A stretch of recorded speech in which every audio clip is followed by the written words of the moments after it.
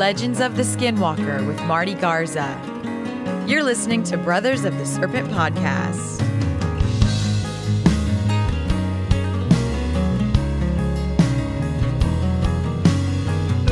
And welcome back, ladies and gentlemen, boys and girls, angels and demons and monsters and serpents, to Brothers of the Serpent podcast.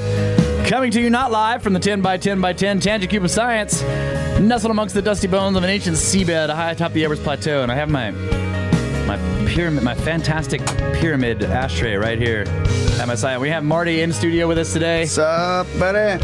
Good to be back as always. And yes, we got a great show planned out for you guys. Well, I think, is it planned?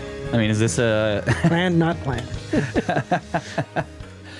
Yeah, so it's getting hot here. And what do we got for agricultural update? Everything's green. Grapes are going through veraison. We said that already.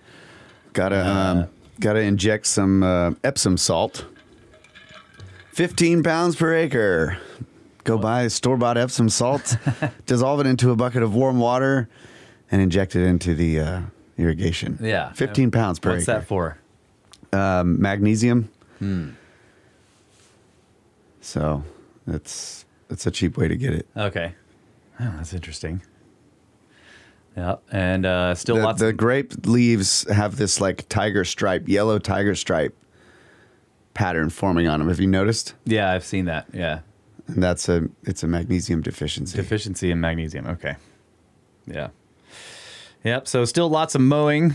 Harvest is coming up soon. August is what we're planning for. Probably going to be late August. Think late.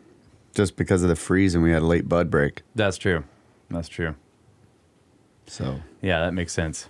But we got veraison, which is the grapes are turning color. I guess I probably said that last week. Yeah. Got all the nets stapled up. I saw that. Closed up. Keep the birds out. Still some birds in there, but mostly they're out. They find their ways in. They do, and then they get stuck. A couple of birds in the wine is no big deal. Right. Just kidding. It's MOG is what they call that. Material other than grapes.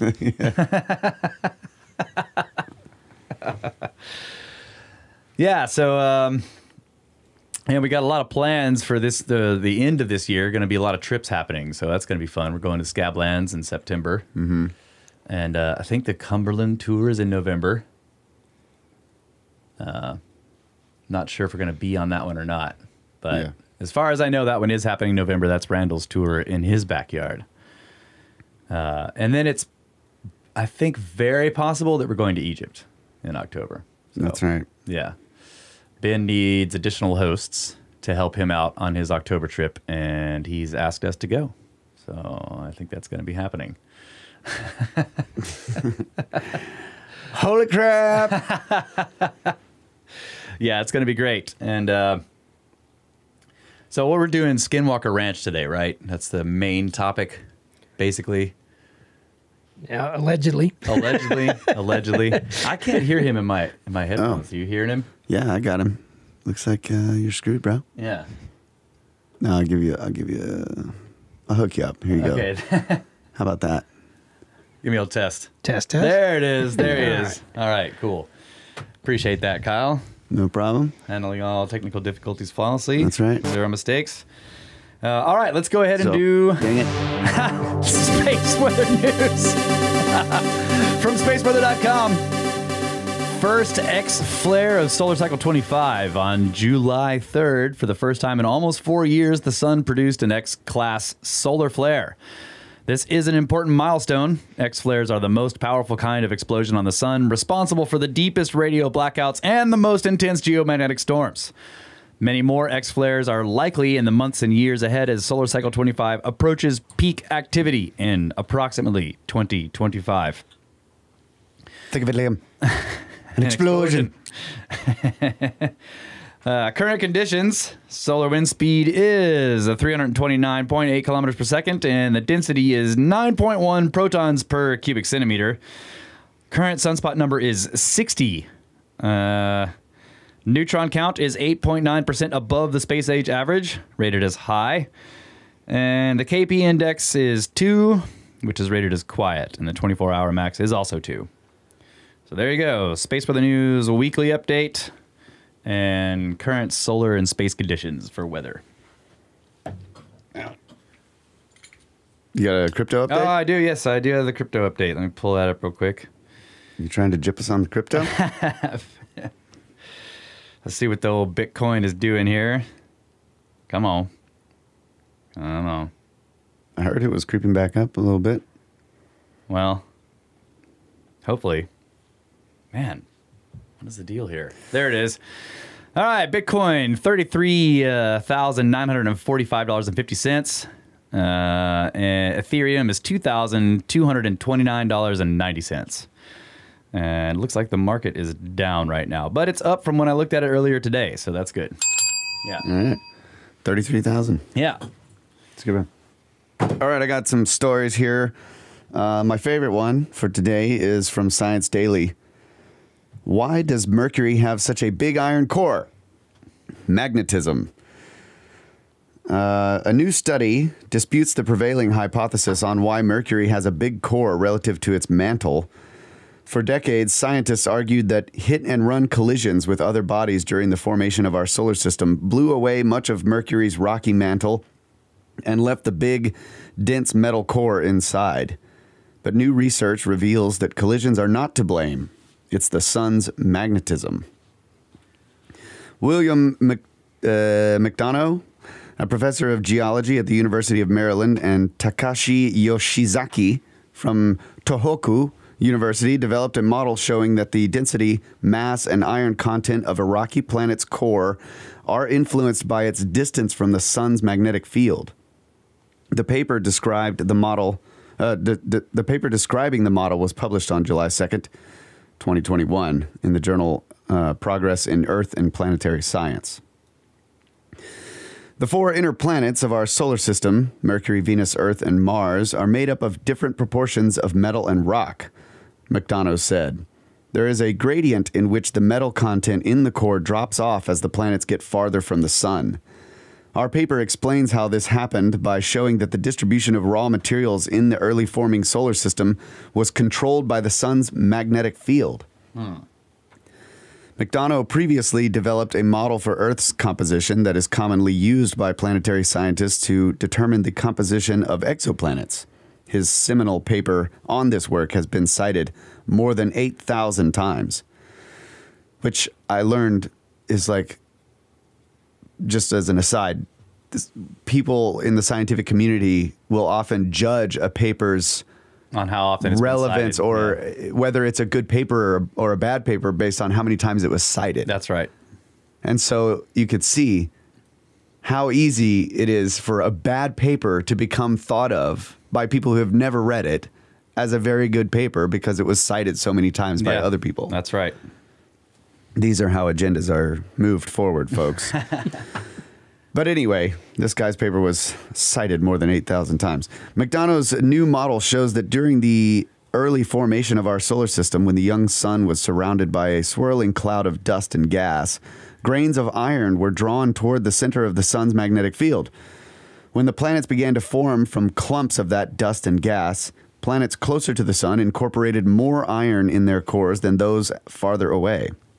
The researchers found that the density and proportion of iron in a rocky planet's core correlates with the strength of the magnetic field around the sun during planetary formation. Their study suggests that magnetism should be factored into future attempts to describe the composition of rocky planets, including those outside our solar system. The composition of a planet's core is important for its potential to support life. On Earth, for instance, a molten iron core creates a magnetosphere that protects the planet from cancer-causing cosmic rays. The core also contains the majority of the planet's phosphorus, which is an important nutrient for sustaining carbon-based life. Using existing models of planetary formation, McDonough determined the speed at which gas and dust was pulled into the center of our solar system during its formation. He factored in the magnetic field that would have been generated by the sun as it burst into being and calculated how that magnetic field would draw iron through the dust and gas cloud. As early solar system as the early solar system began to cool, dust and gas that were not drawn into the sun began to clump together. The clumps closer to the sun would have been exposed to a stronger magnetic field and thus would contain more iron than those farther away from the sun. As the clumps coalesced and cooled into spinning planets, gravitational forces drew the iron into the core. When McDonough incorporated this model into calculations of planetary formation, it revealed a gradient in metal content and density that corresponds perfectly with what scientists know about the planets in our solar system. Mercury has a metallic core that makes up about 3/4 of its mass. The cores of Earth and Venus are only about 1/3 of their mass, and Mars, the outermost of the rocky planets, has a small core that is only about 1/4 of its mass. This is cool, dude. Yeah. This new understanding of the role of magnetism, the role that magnetism plays in planetary formation, creates a kink in the study of exoplanets, because there is currently no method to determine the magnetic properties of a star from Earth-based observations. Oh, yeah. So that may be another Goldilocks zone factor that we can't detect yet. Yep. Scientists infer the composition of an exoplanet based on the spectrum of light radiated from its sun.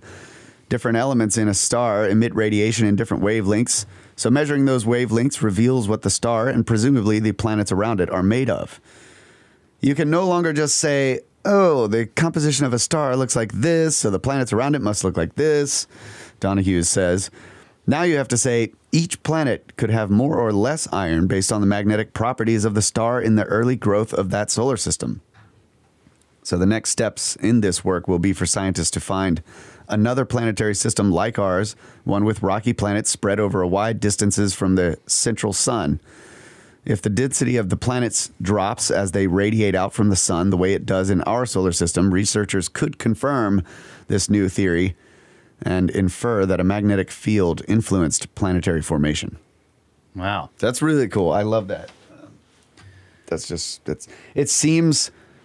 It's one of those things that it seems obvious once you've heard it, right? Yeah. You know, I've never thought of that before, but it's just like, oh yeah, it just makes sense. So wait, they're saying that electromagnetism may be a large factor in the creation of stuff in the universe. That's right. Seems like someone should really come up with something that could explain that. Yeah, I wonder if you could just apply that to the entire universe and maybe come up with some kind of theory. Oh, if somebody's done that. I've never heard of it. So I wonder if when meteors hit Mercury, it goes. Yeah, that's right. A nice bell. We got a much bigger bell than ours. That's right. So Mars is like, it's on the very outermost, place where you can have, a good magnetic field in a planet, a planetary magnetic field. Yeah, and it doesn't have one anymore, which makes sense, I guess, if it's so far out that it's got the smallest iron core and its magnetic field is now dead. Yeah. Yeah. So why are we going there? Let's go towards the sun. We need more magnets. I mean, if we can't get that magnetic field going, right? What's the point? Yeah.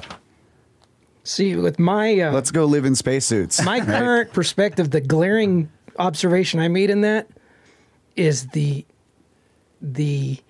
lack of a caveat that says life as we currently understand. Yeah, it. of course. Yes. Yes, absolutely. of course. Why is there always the assumption that life must be as we know it? Well, they just said carbon-based life. They did say carbon-based life. And that is, I mean, just saying that assumes that there's a possibility that there could be other types of life that are not carbon-based. Yeah. But even then, they're So I'll give them that. extremophiles. Yeah, even carbon-based life may be able to exist outside of parameters that we understand. Yeah. All right, what else you got? This is the new gigantic comet. Oh, yes. This is from Scientific American by Jonathan O'Callaghan, June 30th. How did you print those out, by the way? At work. Okay. Yeah, that's what I was telling you. Like on Fridays, I need to go in there and print my articles before I come home. Okay. Until I get a printer. Yeah. Far beyond the orbits of Neptune and Pluto, a dark and mysterious expanse of space tantalizes astronomers. Here, as many as trillions of comets are thought to swarm, hurled to their present locale by Jupiter and other planets billions of years ago. They form a giant sphere known as the Oort cloud that envelops the solar system and stretches out to perhaps a couple of light years from the sun. No one really knows just how many comets exist in the Oort cloud or its true extent, because so little illuminating sunlight reaches that remote region. But occasionally, a passing star or galactic tides will stir these icy leftovers from the solar system's dawn, causing comets to fall towards the distant sun and into the observability of our telescopes. So, these so-called long-period comets have an orbit of thousands or millions of years and are predominantly small, no more than a few kilometers across. Yet, last week, astronomers announced the discovery of one with truly behemoth proportions, a giant comet that may measure hundreds of kilometers from edge to edge. Man. Now, efforts to train more telescopes in the comet's direction to unearth its secrets of the deep are well underway. So, initially dubbed 2014 UN-271, the object has been officially named... We're all going to die? Basically, they have the official name. but we're going to call it Bernardinelli Bernstein for its discoverers. Bernardinelli and his University of Pennsylvania colleague Gary Bernstein. It was first observed in 2014 by a project called the Dark Energy Survey, DES. But Bernardinelli, they spell it different right there. That's weird. And Bernstein only found the comet recently after it popped out of their analysis of the 80,000 or so images taken by DES over the past several years. The images from 2014 revealed it to be lurking at about 30 times the distance between Earth and the Sun, or 30 astronomical units. Now, 7 years on, the object is at 20 astronomical units and continuing to approach us. Its closest point to the Sun will be 10.9 astronomical units, which it will reach in January 2031. That is not too much farther out than the orbit of Saturn, close enough that some have envisaged sending a spacecraft to the object on a fleeting visit. Current estimates suggest the comet takes 3 million years to orbit the Sun, traveling out to a distance of nearly 0.9 light year well into the Oort cloud before swooping in again. Wow. What was the periodicity of destruction of the Earth? 27 million years. Okay, 27, all right. Okay. Both the object's size and its looming proximity have captivated astronomers. Despite receiving 400 times less sunlight than Earth's surface at its current location, the comet is bright enough to be seen by telescopes, which hints that its size must be somewhere between 100 and 370 kilometers. The uncertainty arises because of the object's unknown reflectivity and shape, but at either end of the scale, this estimate would still make it much bigger than any previously known comet. The next largest in terms of its nucleus, Hale-Bopp, which wowed stargazers in 1997, measured a relative paltry 60 kilometers across. Relatively paltry. Yeah. The Bernardinelli Bernstein comet is certainly the largest comet we've seen in the modern astronomical era, says Alan Fitzsimmons of Queen's University. We've had tremendously bright comets over recorded history, but that was before the invention of the telescope. Efforts to study the object since it was announced have been swift. Already, a team of astronomers has been able to detect signs of activity, most likely melting ices forming an atmosphere or coma around its solid nucleus, confirming it to be a comet. Its brightness has increased a lot, which means that it's active, says Rosita Kokotenekova of the European Southern Observatory, who led the observations using a network of telescopes in the Southern Hemisphere. Getting continued rapid observations will be crucial in learning more about the comet. There might still be a possibility we can see a rotational signal from the nucleus. When the activity gets stronger, it will be completely obscured. Observing that activity will be enlightening, too, because we've never observed a comet being active so far out from the Sun. This will allow researchers to probe the regions of the solar system where the cometary activity begins. From the object's initial apparition in DES optics in 2014 to 2018, it did not appear to show activity. meaning it likely switched on at some point in the past 3 years. It's going to give us a really nice ability to study what happens in this transition region from being a frozen ice ball or out in the Oort cloud to a fully active comet in the solar system. So, I mean, I can keep going. Yeah, and I wonder if, you know, I mean, is it going to undergo fragmentation? That's, yeah. Okay, so let me see if I could... Because if it undergoes fragmentation, there's no telling where those fragments will end up. And if it passes anywhere near any of the outer planets, they say it's going to come within basically Saturn. So it has to pass a couple of large planets before it gets there. You know, their orbits, anyway. I don't know if they'll be in the area. And I also don't know what I can't remember. I've seen diagrams, but I don't remember how much it's tilted to the ecliptic. But listen to this. I mean, there's going to be some breakup. It's already turning active. Getting volatile, and it's way out there. Right.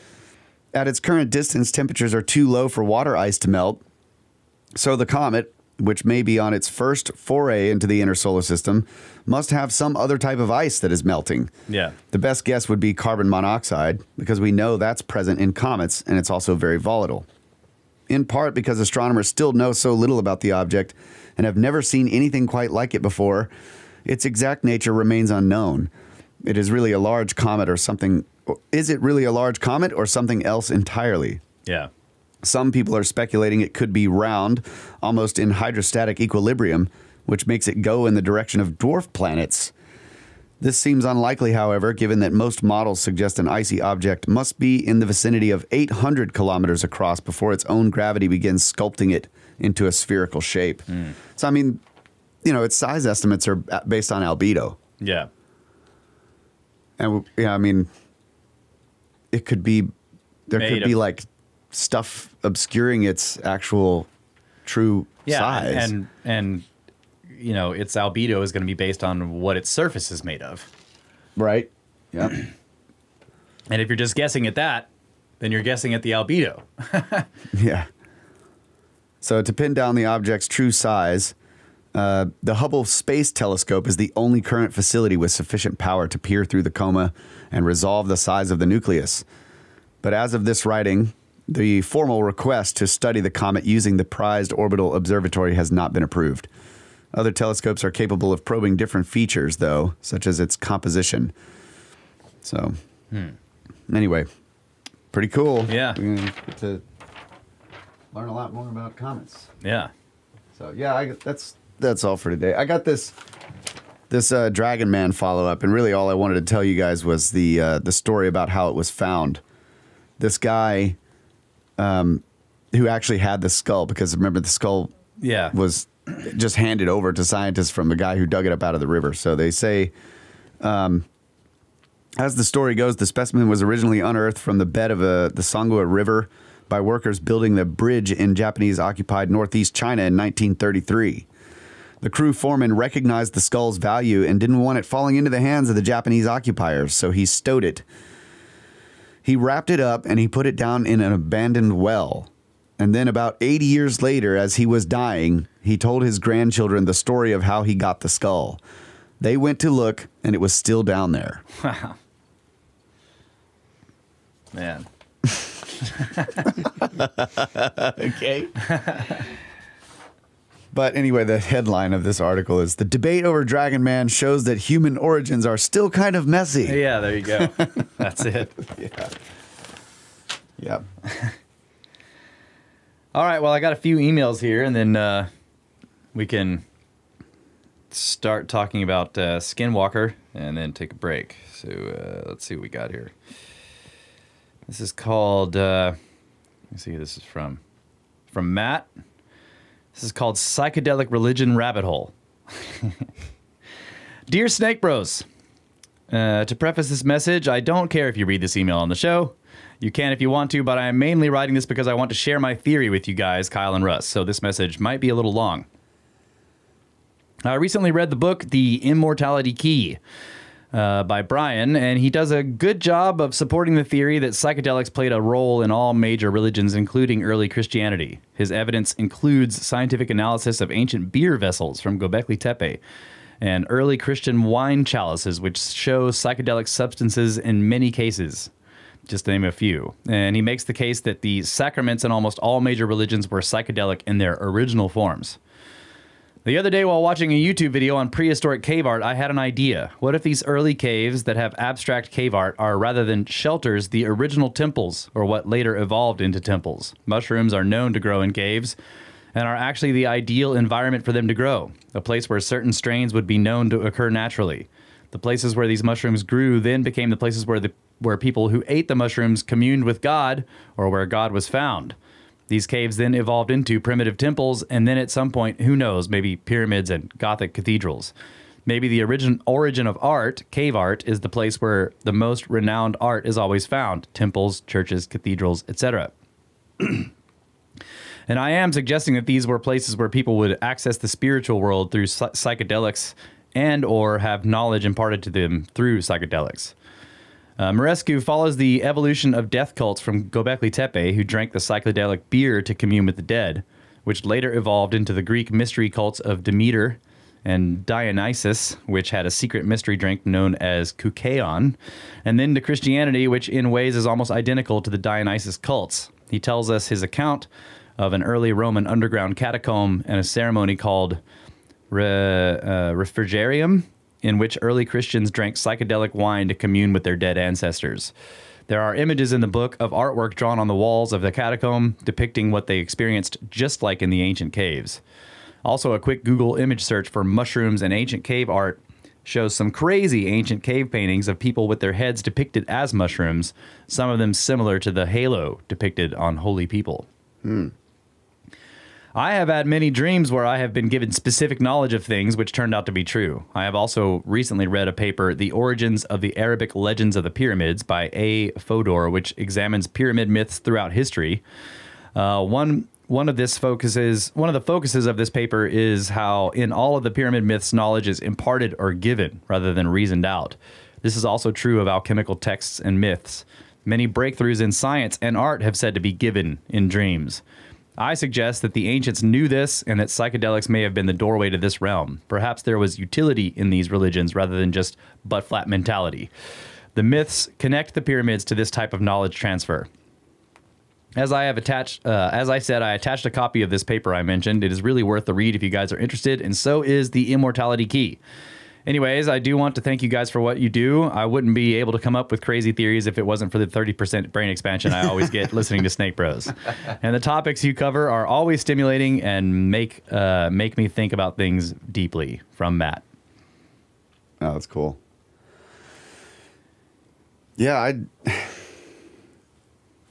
I don't know. I like the idea of the cave art and all that kind of stuff sort of translating eventually over into building these giant stone structures and putting awesome art inside there. That's kind of cool. But somehow what I think are the original pyramid structures, not the sort of maybe what might be, a cargo cult type building of pyramids. But like the Great Pyramid doesn't seem like it was meant to just go into and do stuff in there for people. Yeah. I mean,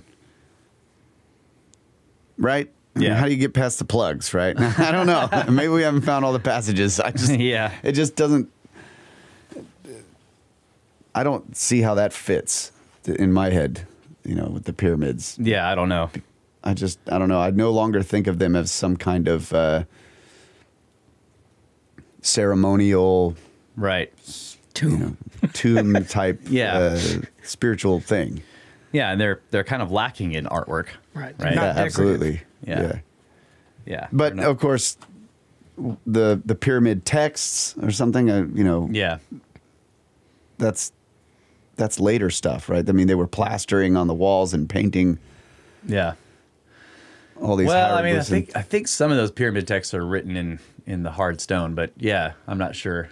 But yeah, but those were histories and stuff. I don't know. It's the cave art is interesting. Again, I read Gordon White's book about this topic too, Starships, where he talks about this and the idea that it was the contact with the other that sort of jump started the human mind, or what we think of as the human mind now.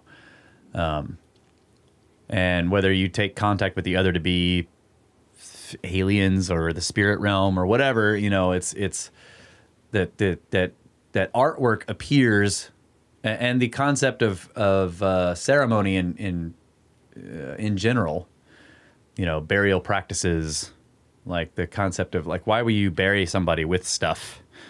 You know, like you like, what's the point of that? Unless you think there's something after death.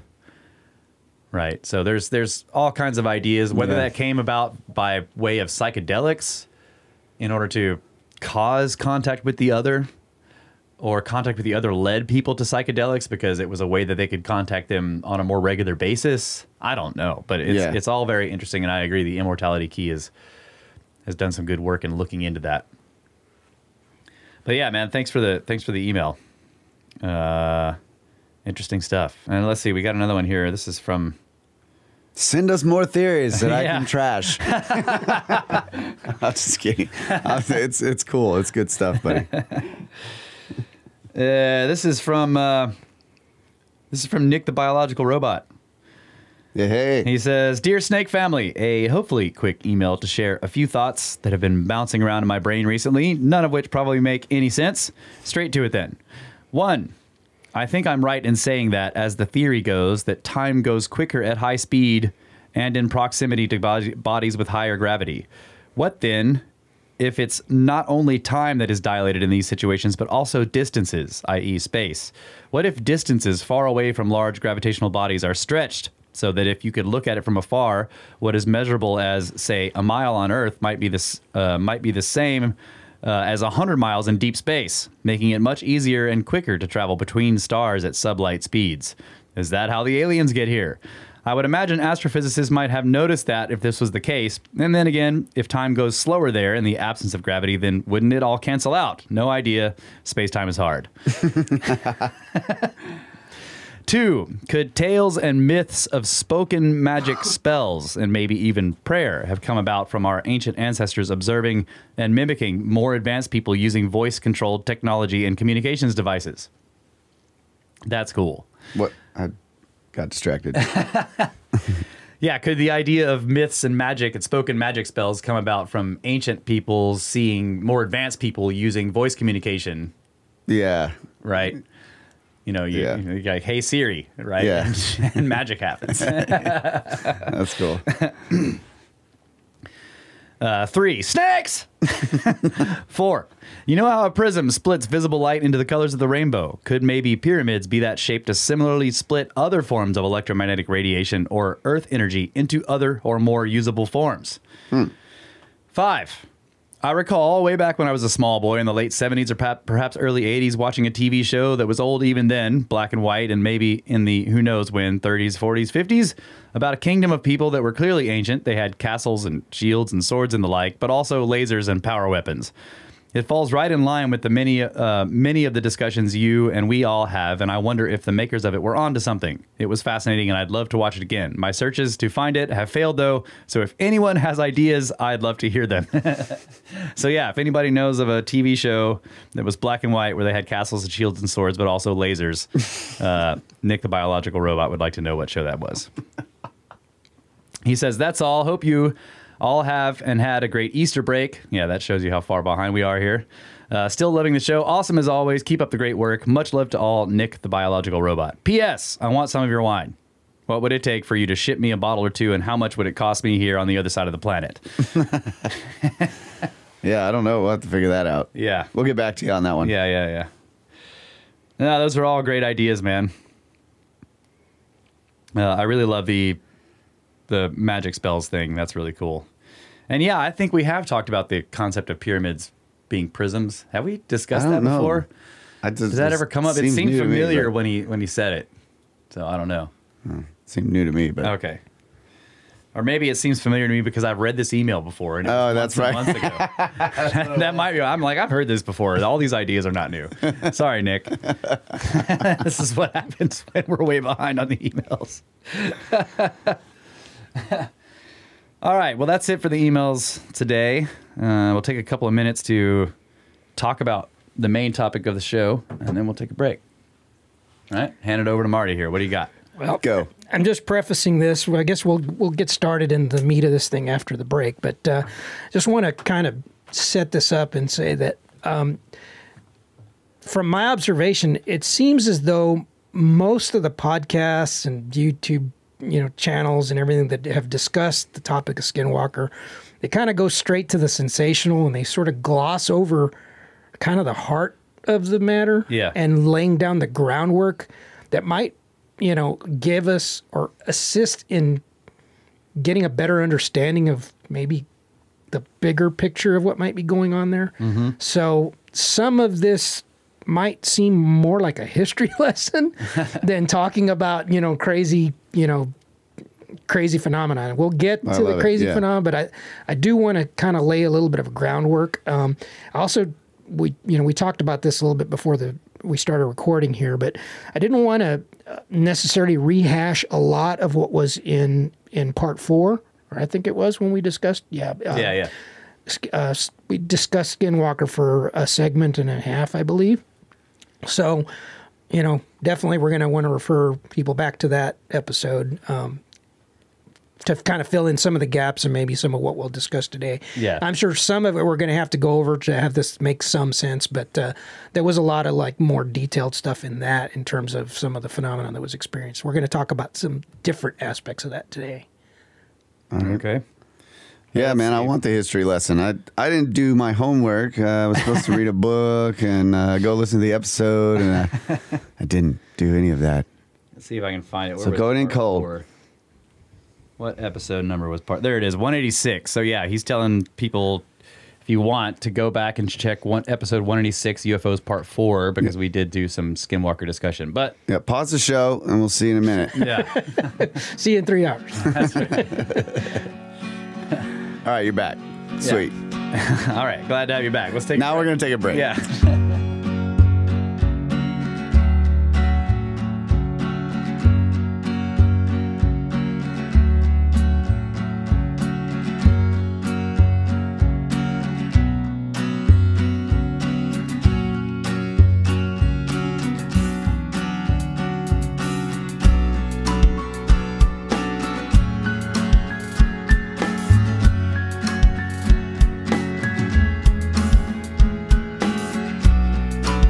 And we're back, ladies and gentlemen. Brothers of the Serpent podcast here with Marty in the Cube. About to do the deep dive into Skinwalker Ranch. Lay it on me, buddy. I got my Red Bull. I'm ready. Okay. On June 30th, 1996, the Utah Desert News published an article by Zach Von Eck titled Frequent Flyers. The article begins with the amusing statement, quote, "For a species that supposedly doesn't exist, aliens sure do get around." Quote, "My personal opinion, not speaking for the Hansen Planetarium or Salt Lake County, is that the universe is teeming with life," said Patrick Wiggins, a spokesman for the planetarium. Terry and Gwen Sherman wish that some of that teeming intergalactic life would find somewhere else to hang out. For a long time, we wondered, this is a quote, "For a long time, we wondered what we were seeing and if it was something to do with something top secret," said Terry Sherman, who reluctantly agreed to speak publicly about the activity for the first time. "I don't know really what to think about it." This was the first publication announcing to the world the existence of what came to be known as Skinwalker Ranch. But this story started many centuries before the Shermans ever purchased the infamous ranch. Yep. Skinwalker lore is ancient and is associated with the Miku Wes and these are difficult to pronounce, Uahem Esuk, the little men or elves that were believed to dwell here before man. They were a race described as orangutan-like with short, squat bodies and long arms that hung down to the ground.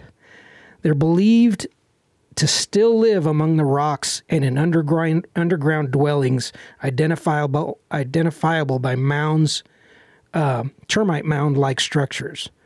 But beware, as they are considered dangerous. Yeah.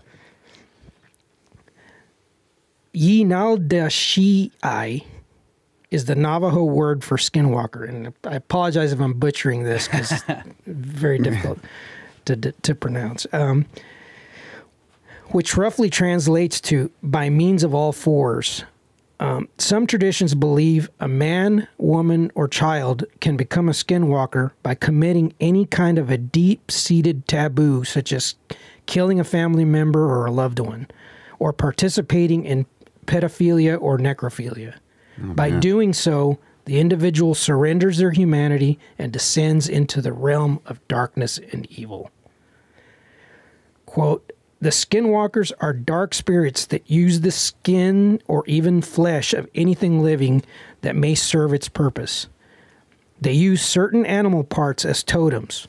For example, they will take the claws of a bear or the antlers of a deer. The skinwalker derives its ability to transform from these totems, which allows them to communicate with the spirits of alternative planes and dimensions. From these spirits, they obtain the ability to work spells and dark magic. Offering up these spirits, the souls of animals, is often the price paid for their assistance. Depending on the influence and the power of the spirit, small animals such as rabbits and squirrels might be sufficient, but other more powerful spirits require larger, more powerful souls. Where is this lore coming from?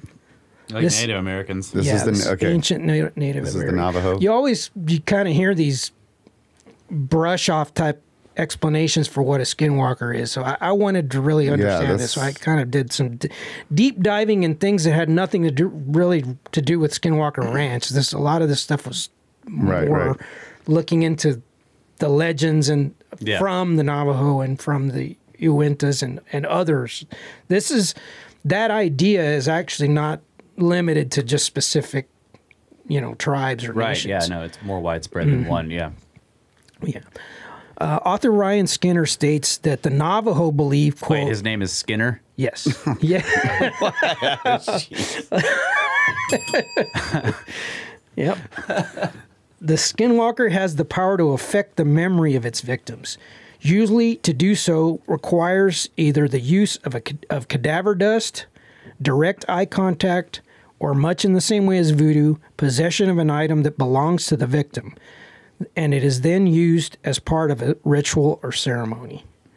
As a result of this power or influence, the skinwalker can obligate the victim to perform an act or a duty which is afterwards forgotten. The skinwalker can also make his victim see something that isn't really there or believe something that never really happened. Yeah. It's believed that the skinwalker gains strength from the fear it instills in others. This is why they often frighten people but do not cause them actual physical harm. Right. The Navajo believe that to speak of the skinwalker invites them to take an interest in you, so they rarely speak of them. What are we doing? This is bad. According to lore, much like other mystical creatures, the skinwalker cannot enter a dwelling unless invited. So they rely upon various forms of deception to lure victims into either summoning them or lure them outside by imitating a familiar voice or calling out in distress. There are no babies in the woods. And none of you are allowed in the cube. Yeah, none of you skinwalkers can come in here. Yeah, all this stuff sounds eerily familiar. Yeah, that's right. Once drawn, the victim is then subject to their will. It is said that encountering a skinwalker terrifies men, but elderly Navajo women simply ignore them and usher them away. If the skinwalker lingers, the elderly woman will recite a Navajo or Christian prayer to dispatch the beasts. Thought that was interesting. Yeah, it is interesting, Yeah. There was a mention of cadaver dust there where you was talking about that they use this to control people. I've read that before. I looked that up, and cadaver dust is made from ground human bones, sometimes infants, ideally from the relative of a skinwalker. And it's much like in voodoo practice, the dust is blown in the face of the intended victim, where once ingested causes paralysis and hallucinations, turning the person into kind of a zombie. A zombie, yep. Yeah. And then they can be controlled by the Skinwalker by suggestion. Fortunately, the effects are short-term, and the person returns to normal once the effects wear off. Yeah, normal. Right. If you can be normal after that having happened to you. Reminds me of the movie Serpent and the Rainbow. It's a pretty interesting, cool movie about that. Okay. The Uinta Basin spans between the northeastern corner of Utah and the northwestern corner of Colorado. The area was populated for over 1,000 years by the Fremont people, which is likely the name given to an amalgamation of different unrelated cultures that resided in the region. By the 4th century, the Uinta, Utes, and the Navajo tribes gained footholds in the area and eventually drove out or assimilated the remnants of the Fremont by 1300 AD. In 1776, 2 Franciscan priests, and Atanasio Dominguez and Silvestre Velez de Escalante, set out to find an overland route through the largely unexplored continental interior from Santa Fe, New Mexico to the Spanish missions in Las Californias. This route came to be known as the Old Spanish Trail. Their travels brought them to the banks of the Green River in the Uinta Basin, which they described as, quote, meadows abounding in pasturage and good land for raising crops with facilities for irrigation. By 1825, William Ashley and Antony Robideau established fur trade operations in the basin from Fort Robideau and Fort Uinta. But by 1944, the Utes rebelled against the harsh treatment and burned down Fort Robideau and killed the occupants. By 1848, conflicts arose between the Utes and the Navajo, which drove many of the Navajo north out of the basin. So wait, they burned the fort in 1844? Is that what you said? Yes. Okay. I thought you said 1944. I was like, 1844. I might have said 1944. Okay. But Can't have been 1844. 19. Yes. Okay. 1844. This next part, I have to admit, I did not know this because this is something that's largely not discussed. I had no idea. You always hear about like the standard model version of the Skinwalker is that it was a curse placed on the Utes by the Navajo. Yeah, I've heard that. Right. Yeah. That's pretty much the standard story.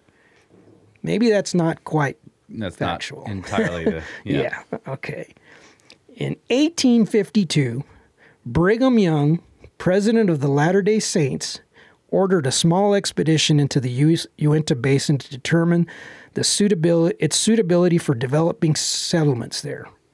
Mormon ranchers moved into the area and plowed up the land and used up much of the remainder as feeding grounds for their large herds of cattle, driving out the game that was once the Native Americans' primary food source.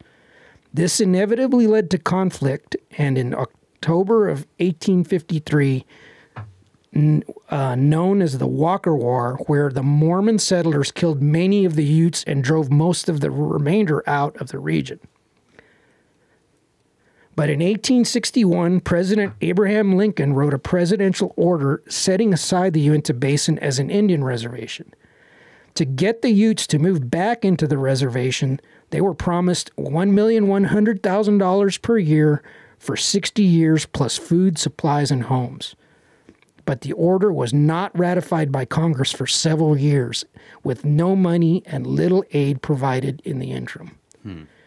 Betrayed, driven from their land, and with their food sources depleted, the Utes resorted to cattle rustling.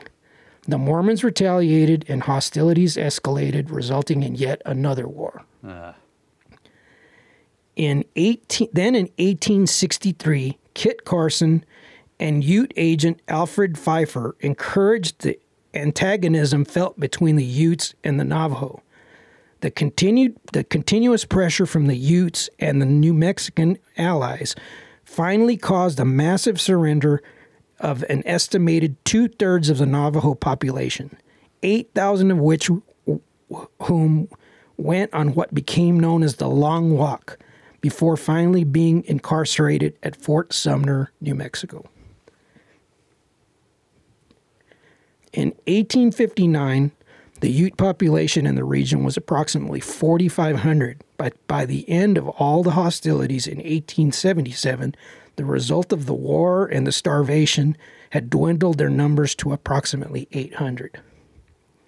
The exile of the Navajo from their lands and the poor living conditions led them to believe that their gods had abandoned them. The Naldu Shai, or Skinwalkers, were blamed for the bad fortune. Before this, the Skinwalkers were considered useful in many ways and helped their brothers and sisters when called upon. But after generations of assisting the tribe, they were betrayed. In 1878, tribe members reportedly found a collection of witch artifacts wrapped in a copy of the Treaty of Fort Sumner, buried in the belly of a dead person. It was all the proof they needed. A tribal leader named Manuelito led a witch hunt where 40 Skinwalkers were killed. This came to be known as the Navajo Witch Purge. The Skinwalkers who somehow survived the massacre were forced to hide their abilities and start practicing in secret, away from the peering eyes of their tribesmen. But the rift formed due to the betrayal, and the Skinwalkers vowed their revenge. So I had never heard any of this regarding the Mormons coming in and taking over the land. Generally, you hear the Utes intervening and kind of driving out the Navajo, but it seems like there was more going on than just that, especially when you had Kit Carson kind of trying to antagonize and create even yet more conflict between them. So I had heard of the witch hunt. I don't remember it specifically being started off by the the witch artifacts being wrapped up in the treaty or whatever. That's interesting for sure. But the part like you were talking about, the part where they're saying that the Skinwalkers used to be considered beneficial. Right. I think this might tie into something later that relates to questions about Skinwalker Ranch. But how are they beneficial if they have to do those horrible things to become a Skinwalker? We'll talk more about that soon. Okay. God, part of the stuff I'm working on, right? Okay, so let me continue. In 1887, yet another betrayal took place when Senator Harry Doss pushed a bill through Congress that ended tribal ownership of reservations, allotting land to individual Indians and putting the rest of the reservations back into the public domain for development. On February 4th, 1913, John Campbell Lutz was issued a land patent by the Bureau of Land Management for a homestead on the Uinta War reservation. Upon his death in October of 1942, Henry Lutz became heir to the property. The land was later sold to Benton Locke in June of 1945, but due to delinquent taxes, he was forced to sell the property to Kenneth and Edith Myers for the sum of $5,000 on April 14, 1961. Kenneth Myers attended Brigham Young University and was ordained a Mormon elder and served as a missionary from 1923 to 1925. The Myers lived together on the property until Kenneth passed away on April 26, 1987, leaving Edith as sole ownership. Edith continued to live on the property until her passing on March 3rd, 1994. A few months later, the property was sold to Terry and Gwen Sherman, and the legend of the Skinwalker soon came into prominence. The reason I find that important is that there have been a lot of debates as to whether any of the unusual phenomenon recorded on the ranch was ever reported prior to the Shermans. Yeah.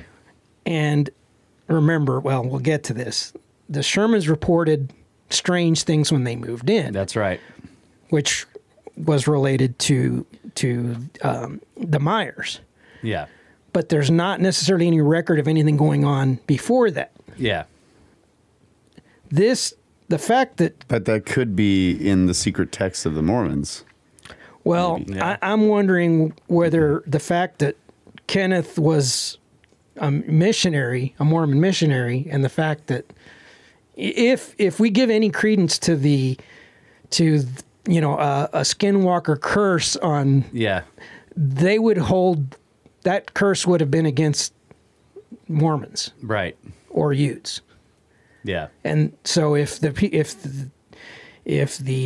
Lutz or the Litzers, or should I say the Locks that lived there before were not Mormon, they may not have experienced the phenomenon.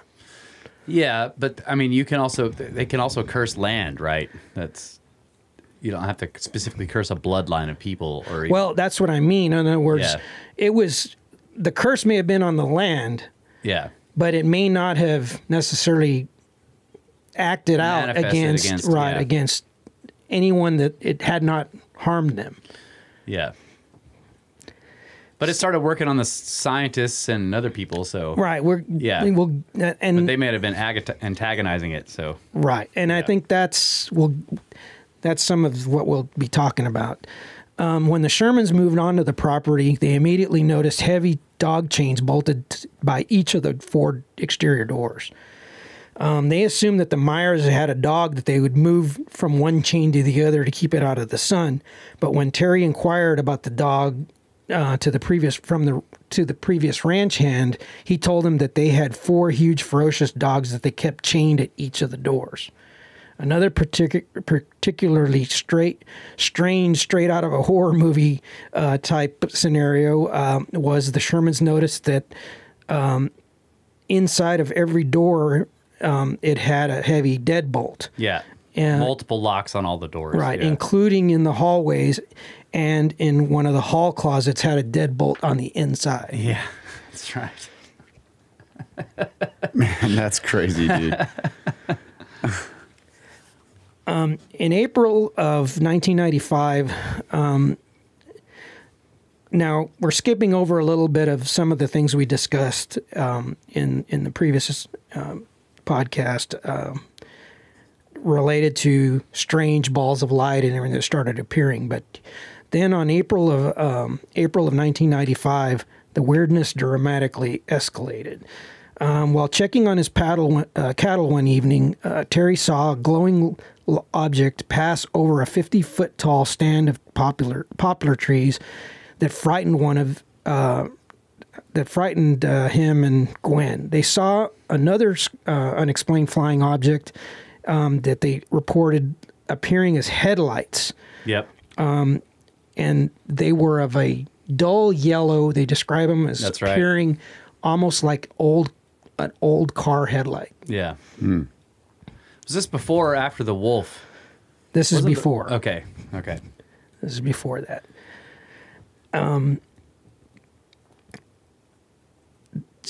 Terry started examining odd cattle deaths that they were finding on the property. First, a cow was found dead shortly after a UFO sighting showed, and this showed a hole in the center of its eyeball.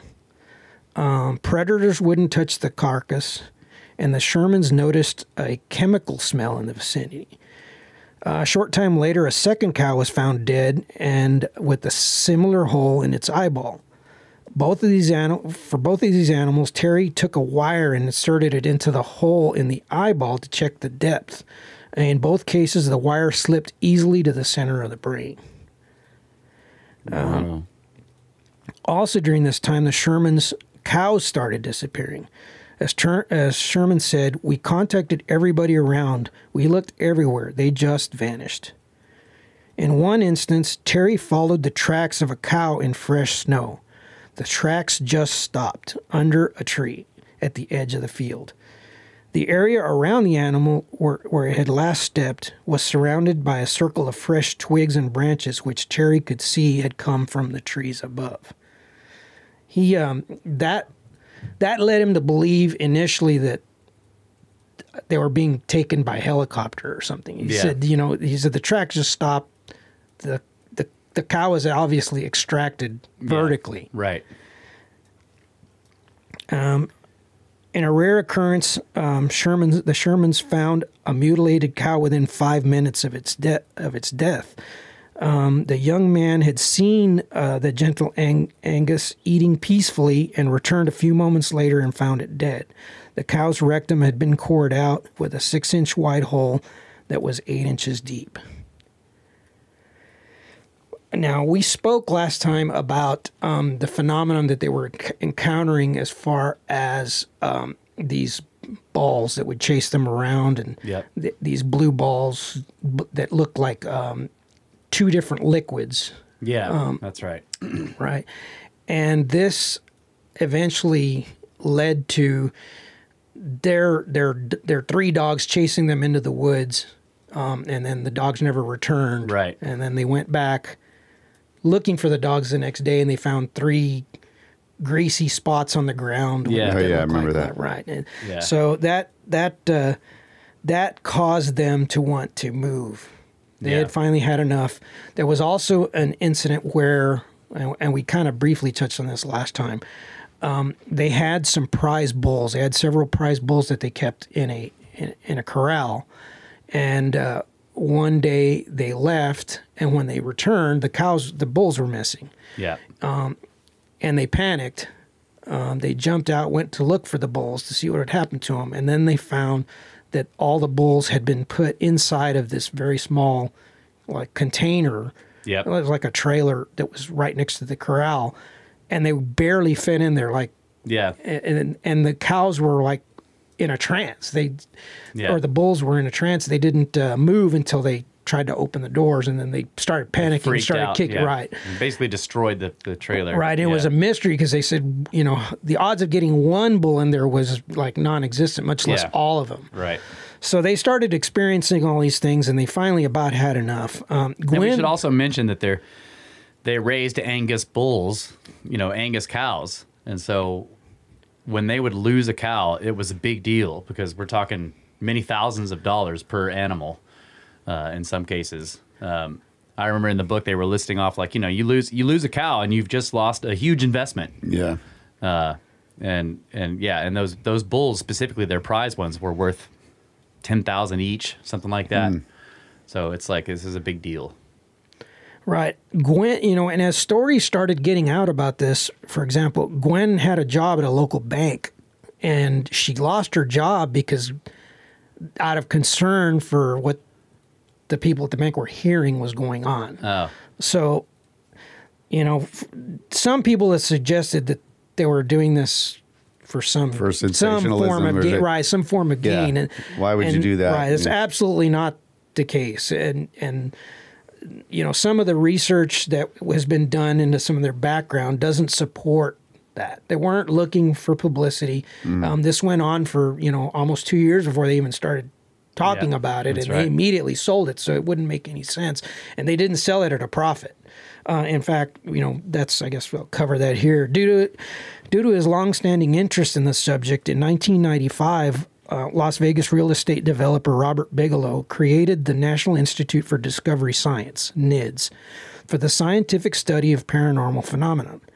The organization was comprised of a staff and scientific advisory panel of many PhDs, including 2 former NASA astronauts, and was led by molecular biologist and chemist Dr. Colm Kelleher.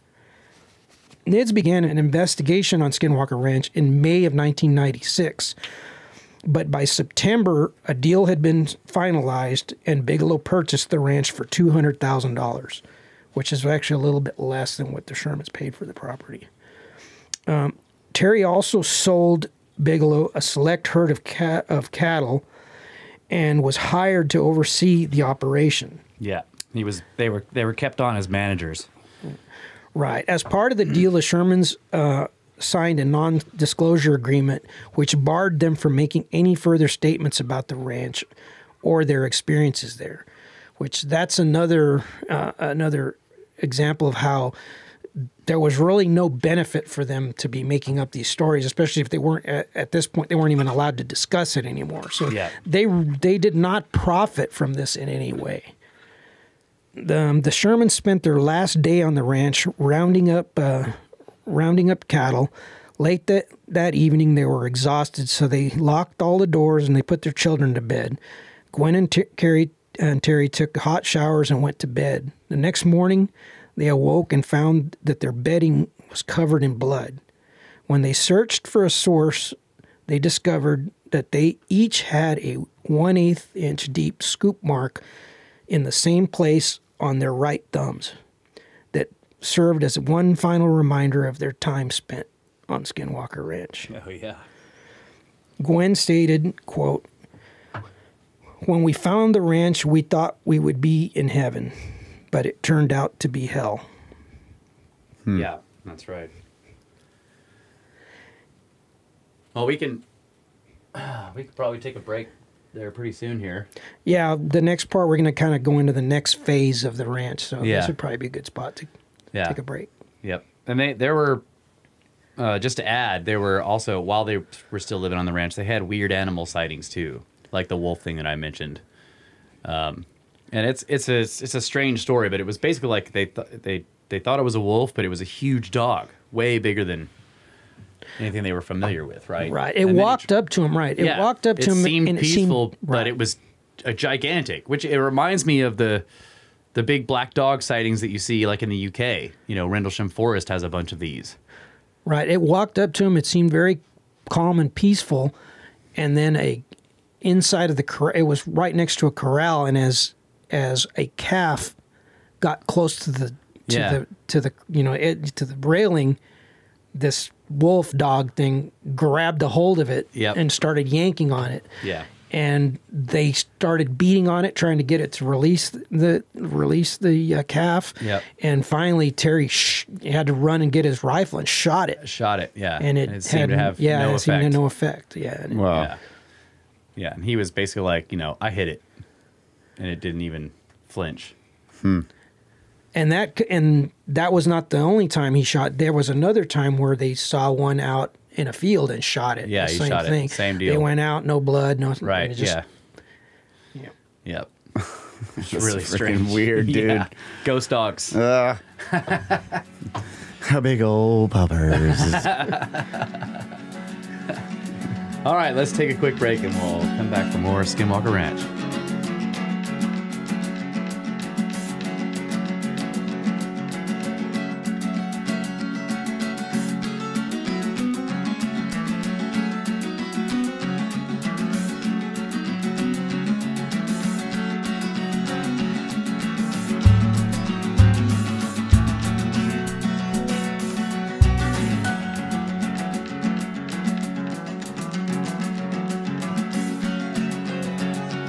And we are back, ladies and gentlemen, Brothers of the Serpent podcast, here with Marty talking Skinwalker Ranch, going through the history, looking at the details.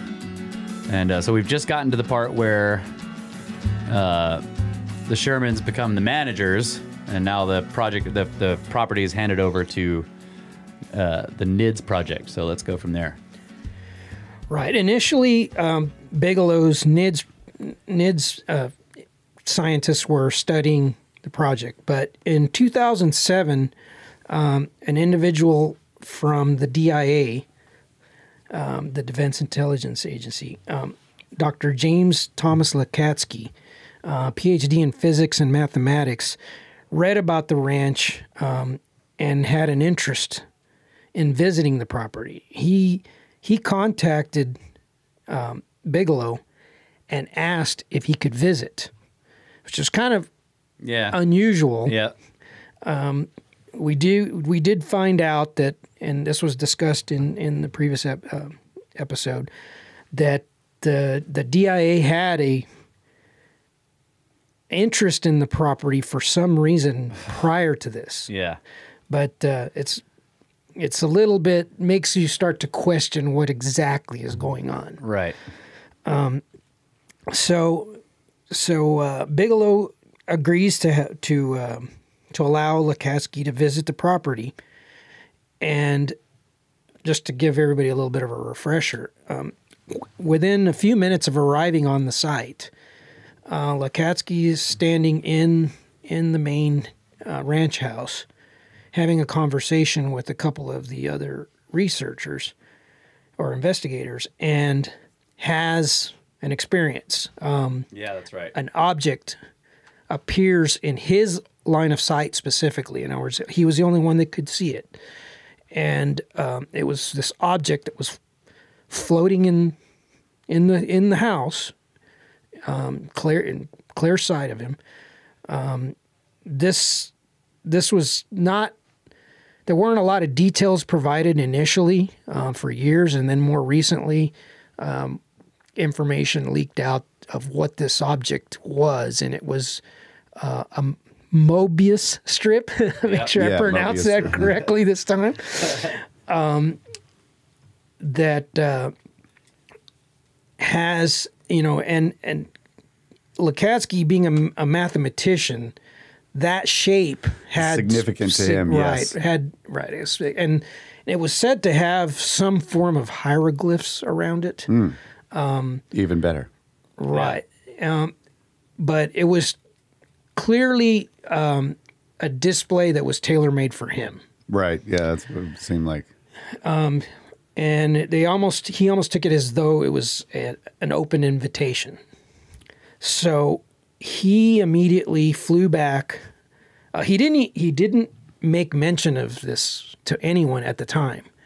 In fact, he didn't even tell Bigelow until sometime after he called and told him about it.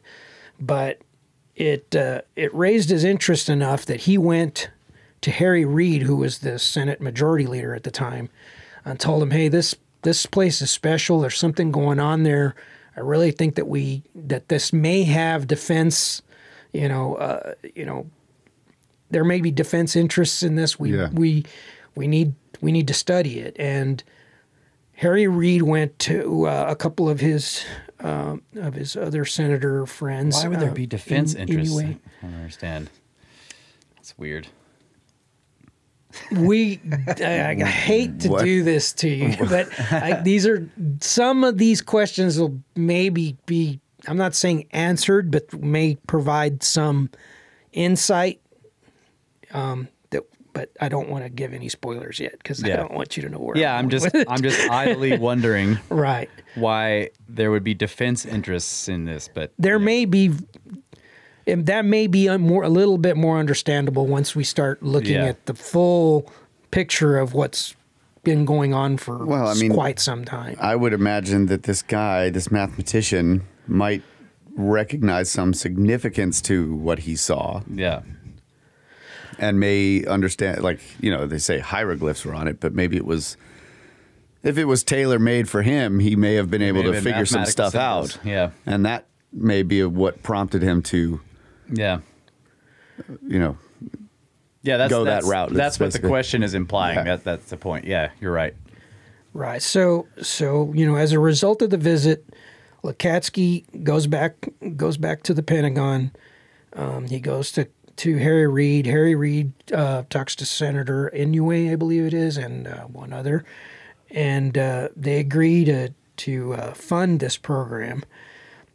So the Advanced Aerospace Weapons Systems Application Program, otherwise known as OSAP, was set up with Lakatsky at the helm to oversee a $22 million study by the newly formed Bigelow Aerospace Advanced Space Studies Group, which was BASS, of the phenomenon on the ranch.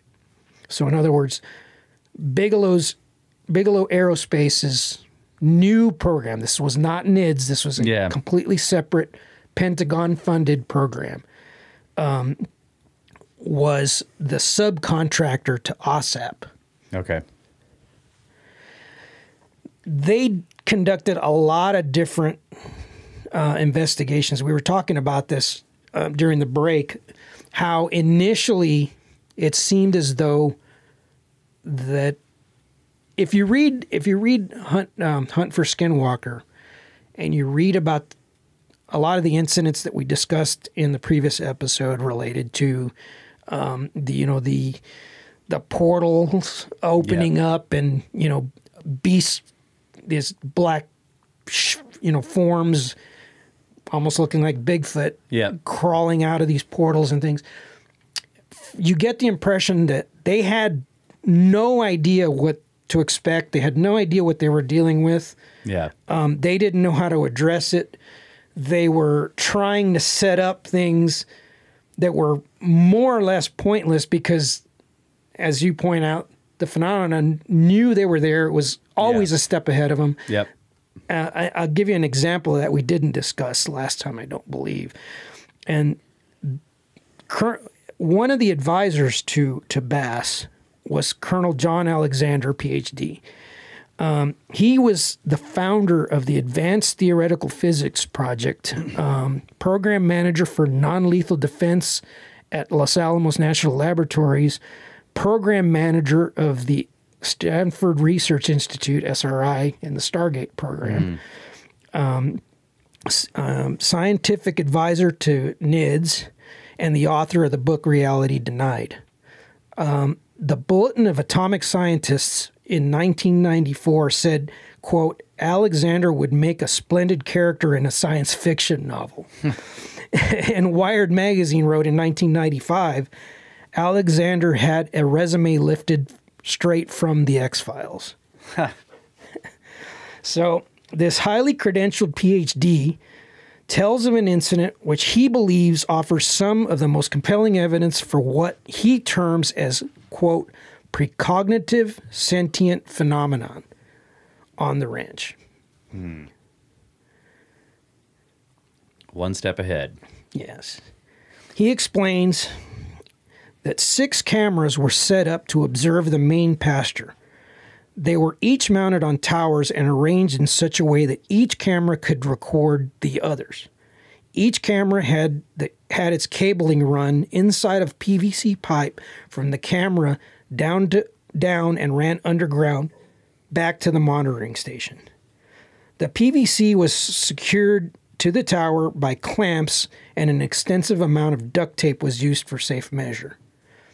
At 8:30 p.m. on July 20th, 1998, 3 of the cameras stopped recording simultaneously.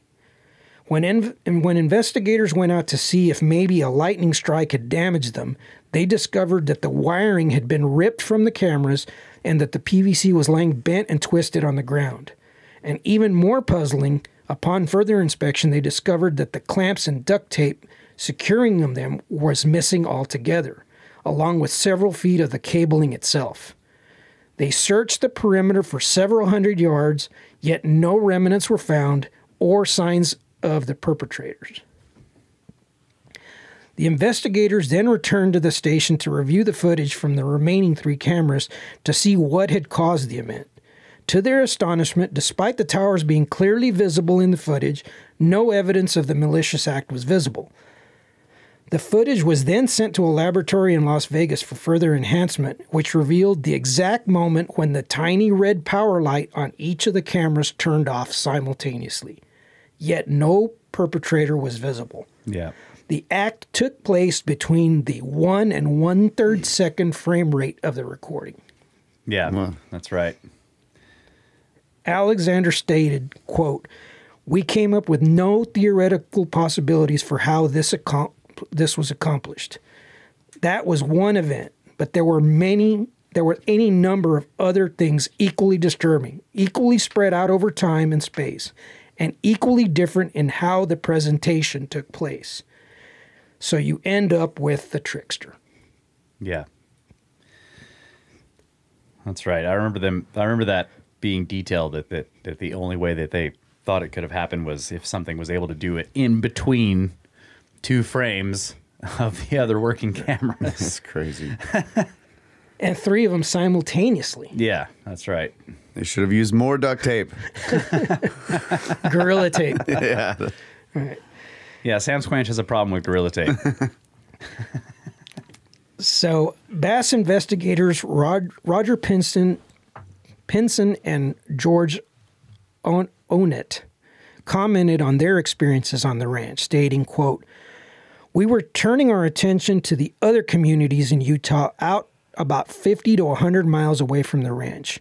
We would go and investigate Bigfoot sighting reports or UFOs or anomalous objects that had fallen from the sky in conjunction with UFO sightings. Oh, and an alien abduction.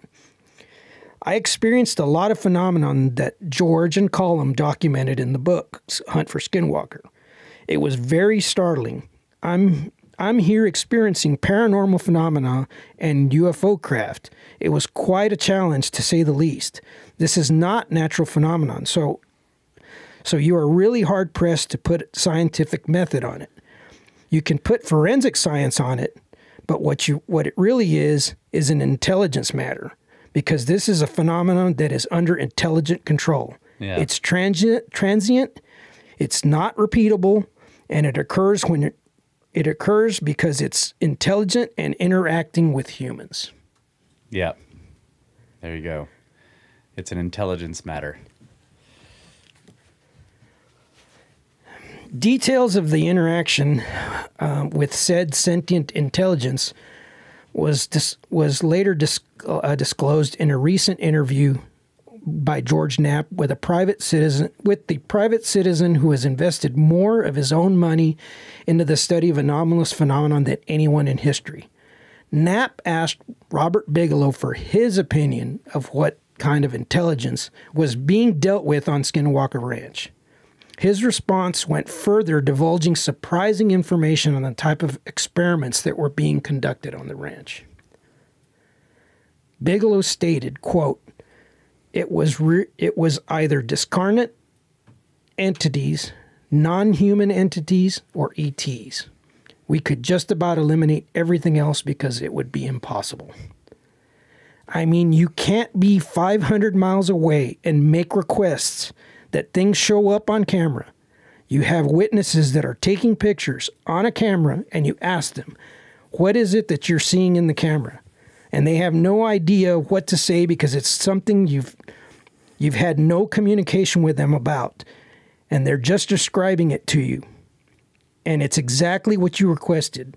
And you do it again, and you do it again, and there are different kinds of things that are showing up as to what you requested, and they're telling you this on the telephone. I don't understand what the... Think about what he's saying there. Well, that's what I'm trying to work it out. What they were doing, let me read this next paragraph and then we'll discuss this. Bigelow goes on, what it was all about was games. There were instructions through participating in games that we would set up, and we would verify. The controls on the games could not have been manipulated by a human or any person in the meantime. Knapp said, and it worked. Something moved these things around, Bigelow. Oh, absolutely. We took pictures, of course, before and after, and nobody else was around to do that. The reestablishing of the game was better than if we had set it up. There was more information being given by the way it was reconstituted than the way we had established the game to begin with. It was all about messaging. It was all about instructional kinds of things. Knapp, were you on the verge of communicating a couple of times? Was there a back and forth, or didn't you ever really establish did you ever really establish who you were communicating with? Bigelow, we didn't know who we were communicating with. Mm-hmm. So what he's saying, this was new information. This just came out within the last few months. What he's saying is they would have two different individuals. They would have one at a remote location 500 miles away from the ranch, and they would set up a room with cameras, and they would have the person 500 miles away communicating with this sentient intelligence, making requests. Then the the room at Skinwalker where the cameras were set up, they would be recording, and whatever the request was made 500 miles away would get the response would happen in the room. And it was documented on film. In what form are these responses? I mean, they were talking about the game. They're saying making things appear. This was visual. Okay. So what are we dealing with here? So he's trying to say that it would be impossible for the guy 500 miles away to like call somebody that was local at the ranch and say, "Okay, do this." Right. The individual in the rooms, the researchers, investigators that were in the room on where the cameras were had no idea. In other words, it was like a double-blind study. They had no idea what the requests were. Right. Okay. Gotcha. And this was being verified by a third party that was watching. Observing in other words, the they would whole say, thing. right. They would say, "What do you see?" And they say, "We see this appear," or "We see this," or they would ask it to reconfigure things. They would set up. I don't know whether they were blocks or didn't provide detail, but they would set up. They would set up something and this thing would reconfigure it in such a way where there was information being conveyed. Yeah. But what does that tell you? How does this and this will tie in. The person making the requests, how were they making the request, just in their mind? Apparently so. We'll get into that a little bit further into this. There's more to this. Okay. But this is a particular aspect of the phenomenon that's not necessarily well known. It's not discussed in the books. It's not. This is something else. But in other words, it suggests bilocation. How can the intelligence know what that guy's asking, right? How can and also be there to manipulate exactly. it? Okay. It's either bilocation or omnipresence. Right. Or there's many of them, and they can talk to each other instantly. Yeah. Right, but this is something more complex than. I mean, Skinwalker that haunts. It's weird that this ranch, this piece of property, would have like that. In other words, the phenomena is so local to this ranch. Like, I know you were saying that this is not just a thing that's happened on this ranch, but it's like, why would the ranch or that particular area have all this activity, and yet you can seem to communicate with it 500 miles away? So why is the activity focused in this spot? That's just weird, right? Yeah. Okay.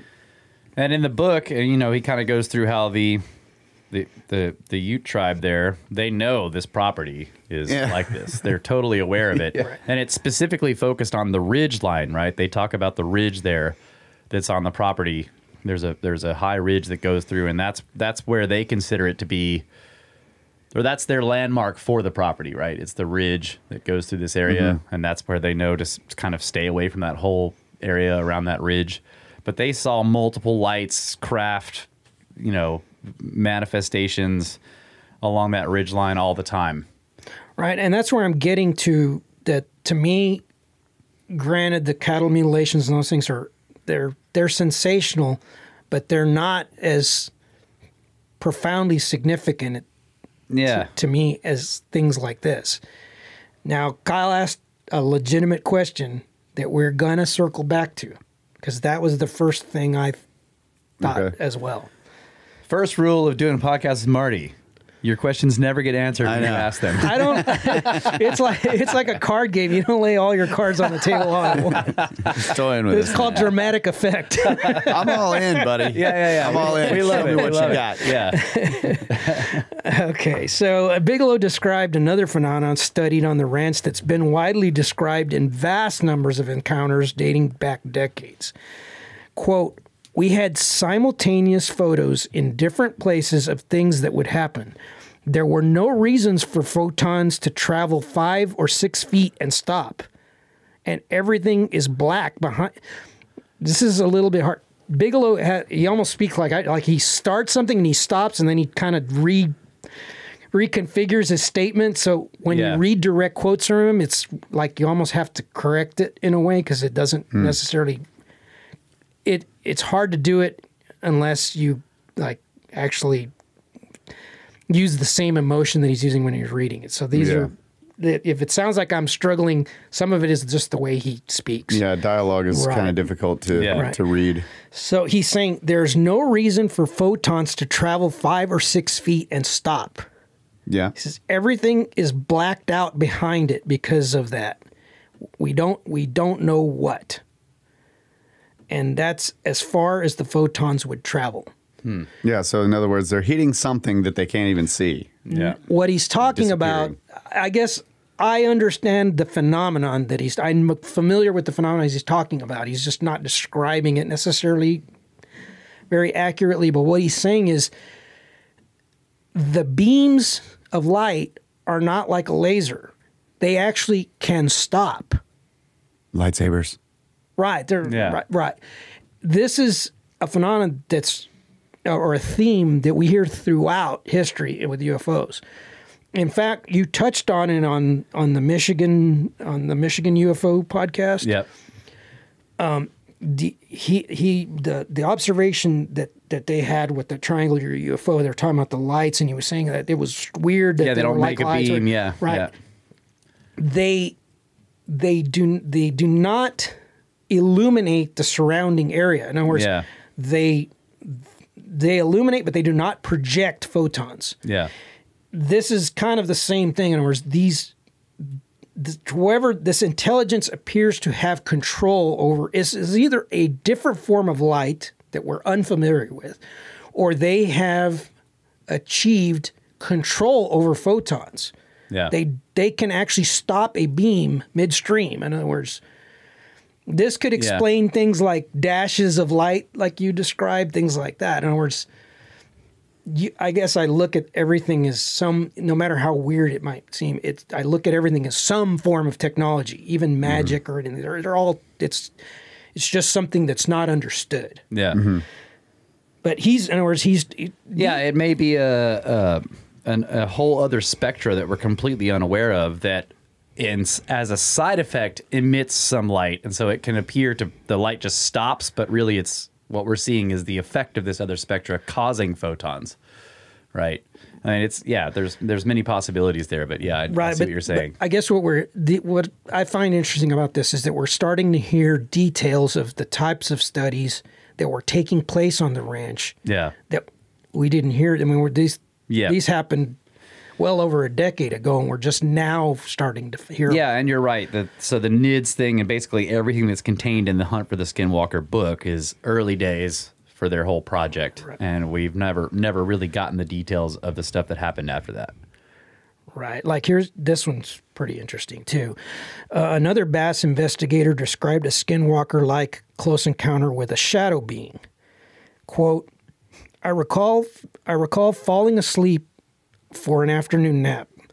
Suddenly, I felt a powerful tugging sensation and something like an electrical shock. I was pulled into consciousness, but found myself in a strange and vaguely familiar environment. My impression was that I was in the same room I had fallen asleep in, but I was perceiving a different layer of causality. On my left was a massive black shape that I can only describe as a living black skin of electrified nothingness. Black hole came to mind as the creature appeared embedded into the physics of an alternative realm. I watched as the shape morphed from an anomalous black mass to the shape and size of a large ape, growing an arm right before my eyes. The arm reached out and grabbed my wrist. I felt the electrical shock pass through me. I realized that I needed to move back towards normal conscious reality and quickly. After that, I can't exactly remember what happened at that point. I recall several similar incidents of being inside of a spinning swirl or tunnel, which the sensation was rather disturbing. I recall thinking that my consciousness was being digested or something to that effect. Whoa. That sounds like sleep paralysis, really. It does, but... and I'm not saying that sleep paralysis is the explanation.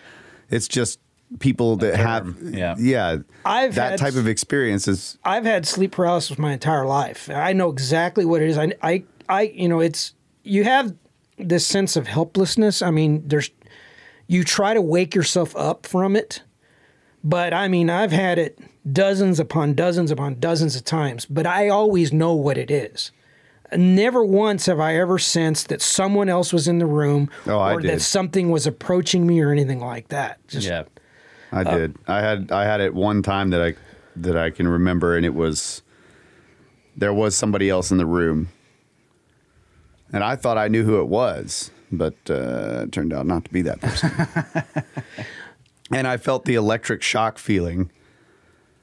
Just the description of that was like very similar. Yeah, and it was near an Indian mound too. Yeah, I was going to ask, are you sure it was sleep paralysis? No, that's what my point was, right? I'm pointing out that like this is we call this sleep paralysis. There's a term to describe that type of stuff, but it doesn't mean that's the explanation. That term is the explanation for what's going on. Yeah, or that all sleep paralysis are the same. Yeah, even if they feel that way. Okay, so you're continuing the quote. After recouping normal consciousness, the source explained, I awakened and I was back in the normal daytime room with the unusual poltergeist phenomenon very near me. So now he's awake and still experiencing this. Yeah. Clicks, knocking sounds, etc., moving from one location in the room to another. I believe that this was the one event where I was actually able to experience something of the nature of the source of this strange phenomenon. So, was it a dream within a dream? Yeah.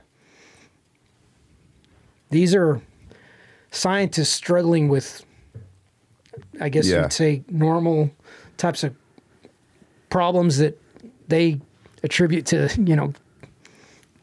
non-scientists. Yeah. They like to claim that they are more objective than us, but here they're describing essentially the same thing that common everyday people have described. Right. How are we doing on time? We're good? Yeah, a little bit more, yeah. Okay.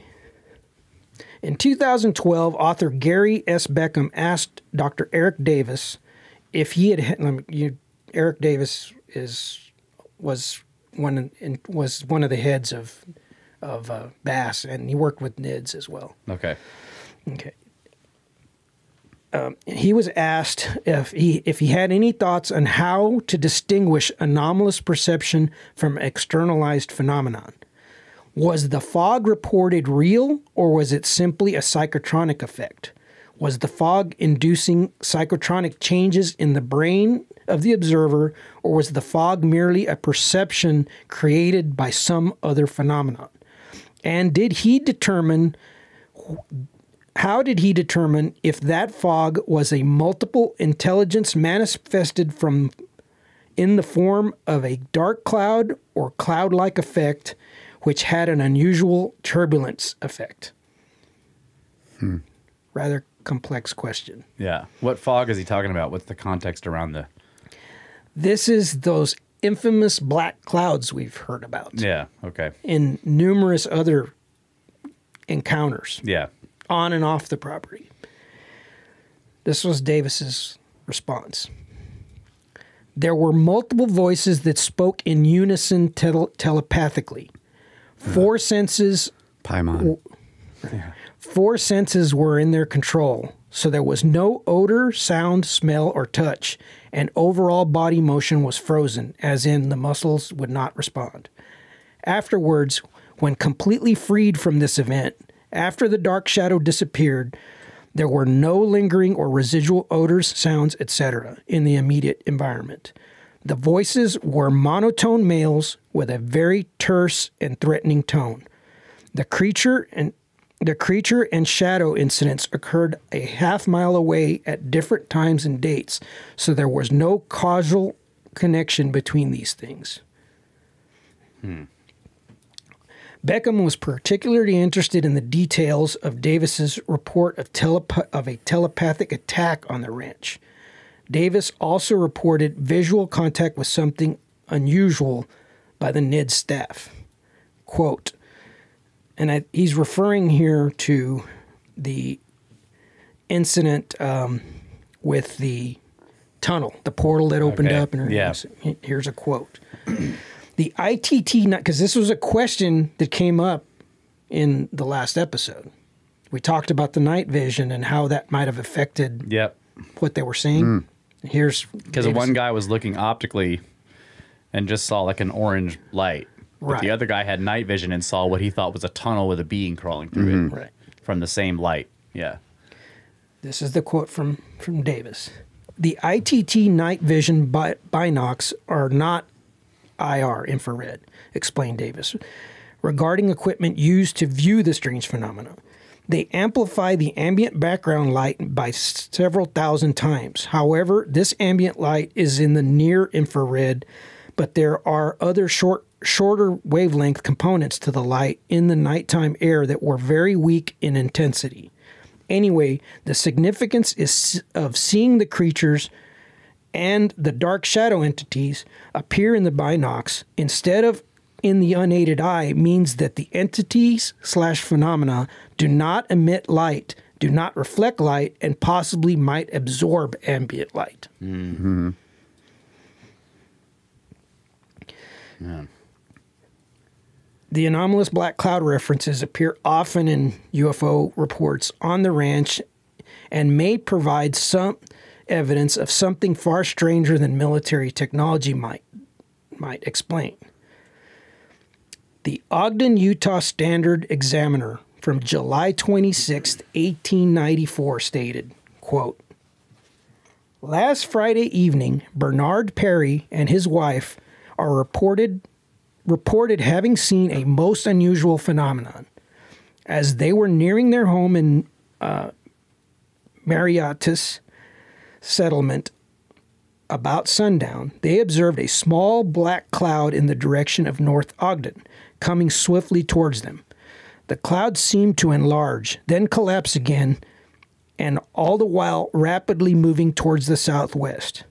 When it approached within 150 yards of the road, it seemed to stop and remain motionless in the air. The sides appeared to be folded towards the center and pinned, something like the uniform hat of an old Continentals, and resembled the mesh of a net. In the center appeared to be many small birds, part black and part white. All at once, the cloud wheeled towards Ogden and in a moment was lost from sight. The other parties living north of Marriott's claimed to have seen the same startling phenomenon. Yeah. You know where else these black clouds, these small, strangely shaped black clouds appear? Is in all the reports of things raining down from the sky, like frogs and fish and lizards. Like, there's so many reports. You go through the Book of the Damned, you know, with Charles Fort, and it's all the time they say this small black cloud appears, and then weird stuff rains out of the sky over the area that black cloud passes. That's crazy. And I'll remind you of UFOs Part 1, where Juan Perez describes the entity pointing and saying, remember he said, we have to get back to work. That's right. Yeah, points that's towards the cloud, that they had to tend to the dark cloud. Yeah. And subsequently, Juan Perez had multiple nightmares about these clouds. That's right. Yeah, that's right. Ugh. Yeah. All right, well, we got to take a break. Last one, and we'll get to fourth segment. Right? Yep. You're going to need 6 segments? 7? I think we got 2 more segments. All right, we'll be right back. Yeah.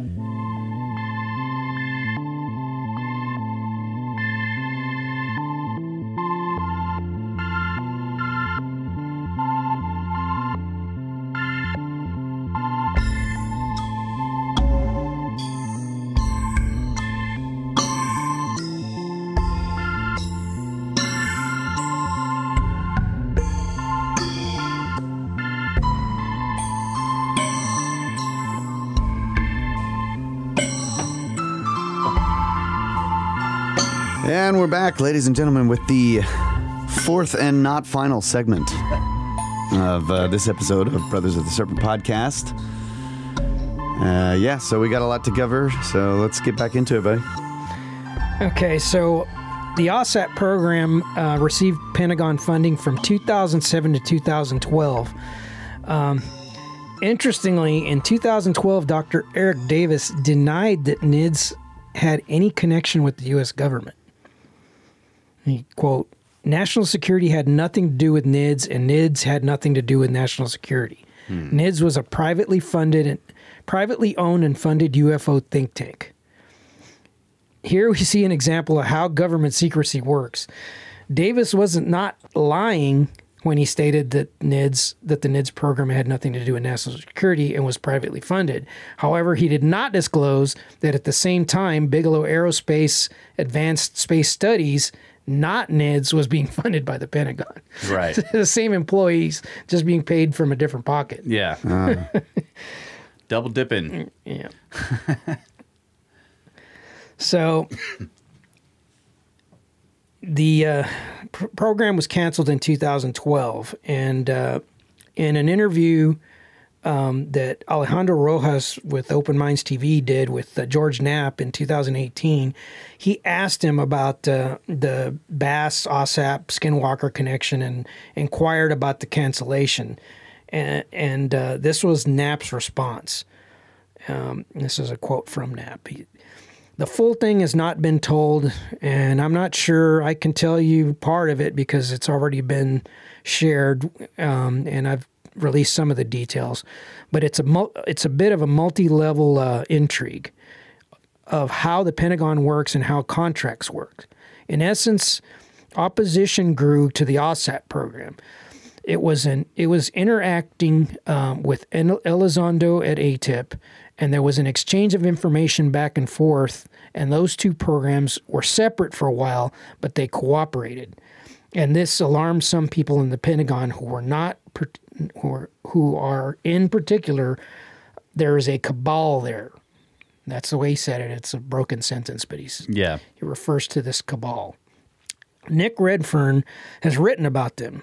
"I figured about, and this is still the quote from Knapp, I figured out what his name was for them. I don't think that's the real name, but it's basically a group of high-level people from different intelligence agencies who are fundamentalist Christians, who think that anything involving UFOs or the paranormal is satanic. It's demonic, yeah. And that by studying it, we invite Satan into the world, and they wanted it killed for those reasons. I know how that sounds. I'm not belittling anybody's religious beliefs, but man, what kind of decision-making, deciding to kill a program that's doing good work because Satan might be involved. I don't feel better about the Pentagon when I hear that, but it's the truth." What was the name? He wrote a book about it. I heard quite a few of Redfern's interviews after he published this book. What was it called? We'll be talking about that. All right, dang it! Don't ask questions, damn it! Freaking broke the first rule again. This is still a quote from Knapp. "Now, there were other factors involved, and there was a bit of political intrigue there at the Pentagon. Somebody sees a pile of money, and they consider it valuable or vulnerable, and they will go after it just for other reasons.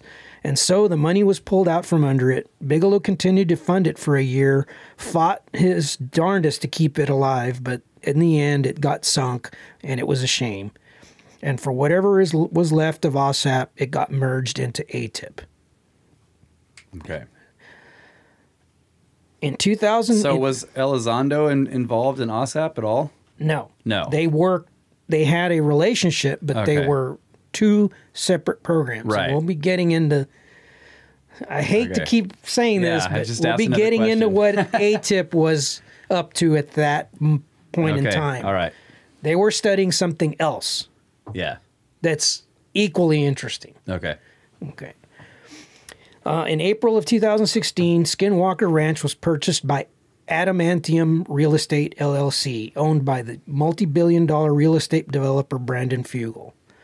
He states that he purchased the property as a healthy skeptic, but was willing to invest his considerable resources into investigating the claims. He assembled a team of researchers and they installed a vast array of technology on the site to get to the bottom of the alleged phenomenon. This journey is now being documented in the History Channel series, The Secrets of the Skinwalker Ranch. However, more recently we learned that there may have been more to the story behind the reasons for the OSAP cancellation. In a recent interview, George Knapp asked Robert Bigelow for his thoughts on the activity on the ranch. This is going to be the back and forth between the two. Bigelow: I got very disturbed towards the end about something that happened to some of the government people, and I realized, oh, holy crap. Knapp: hitchhikers. Bigelow: well, yeah. Hitchhikers being that you take things home with you. Yeah. Everybody took something home with them. I took things to my house. Things happened to my wife and to me. Different things. But we didn't know that, was it like going to be kind of permanent? We didn't know if it was going to stay or maybe for years or the rest of our lives. Who knows? But the ones that bothered me a lot, where somebody got hurt or really disturbed, not that that happened on the ranch, it was when they left the ranch. Like you say, hitchhikers. Yeah. And these were government people, and it affected them in very dramatic ways.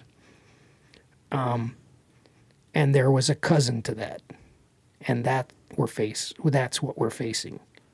But it's abated, at least for now. And this other survival topic of a very dramatic thing, we wanted to have reduced or stopped. Yeah.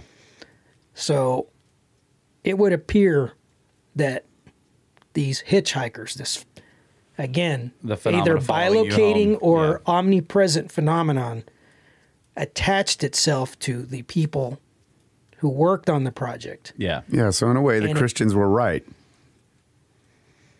Yeah, it does sound demonic. I mean, they have their own words and ideas, concepts behind what their belief is, but I mean, technically, they're right. You know, you go and study it, and then it follows you home and starts messing with everybody's lives. Yeah.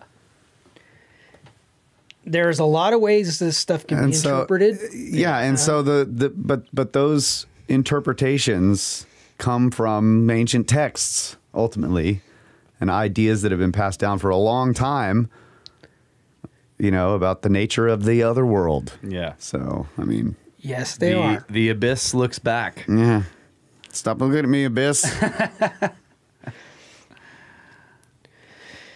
So those are deep questions that I was asking the wall about. I wasn't actually. No. Remember, I said that in order to get to part 5, we needed to do a Skinwalker segment. Yes. The way I remember it is that I demanded a Skinwalker segment. Well, there's in this conversation there are several points, several little bits of information that will be circling back to that connect to the things we'll be talking in. That's cool. Because what I'm trying to do is I've been challenged. There are people that maybe don't understand where I'm going with this, and they struggle to understand the connections between some of the things, some of the phenomena that I've discussed, and probably more so in the stuff I'm going to be bringing up. And so I'm trying to maybe give examples of where there's overlap between these things. Yeah. Okay. So there are those that are skeptical of the claims of occurrences on Skinwalker Ranch. But what do we make about independent corroboration of strange encounters in the vicinity of the ranch? John Garcia owns the adjacent property to the east of Skinwalker Ranch. He reported incidents that occurred on his property before Bigelow purchased the ranch. In one instance, he and his wife observed a huge orange basketball-shaped object larger than his house hovering over a fence line that shot off at incredible speed. Charles Wynn owns the adjacent property to the west of Skinwalker Ranch. One day while working on his property, he encountered a very bright light that, quote, looked like an arc welder, 3 to 4 feet in diameter. The light approached him rapidly, forcing him to dive into a water-filled ditch and covering his head with his arms.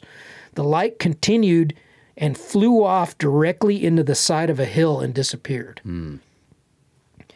Wynn also states, and this I thought was really important, Wynn states that Kenneth Myers told him that he had locks on his, and this is a quote, he had locks on his cupboards to keep the little white-blue balls from getting into them. Yeah, there you go. There is a podcaster out there who is adamant that none of the phenomenon was occurring before Bigelow. They have a vested interest in why they're making this argument. I believe there's a lawsuit involved in this thing. Okay. So, and I want to be fair to, this both skeptics and I'm just looking for facts, looking for the truth, right? So I tried to look into these things, and I believe it's Myers' grandson claims that he was never told or of anything occurring on the ranch, but there are plenty of records out there that indicate that there were other things going on. Yeah. Not the least of which are the native accounts, as well. So, right.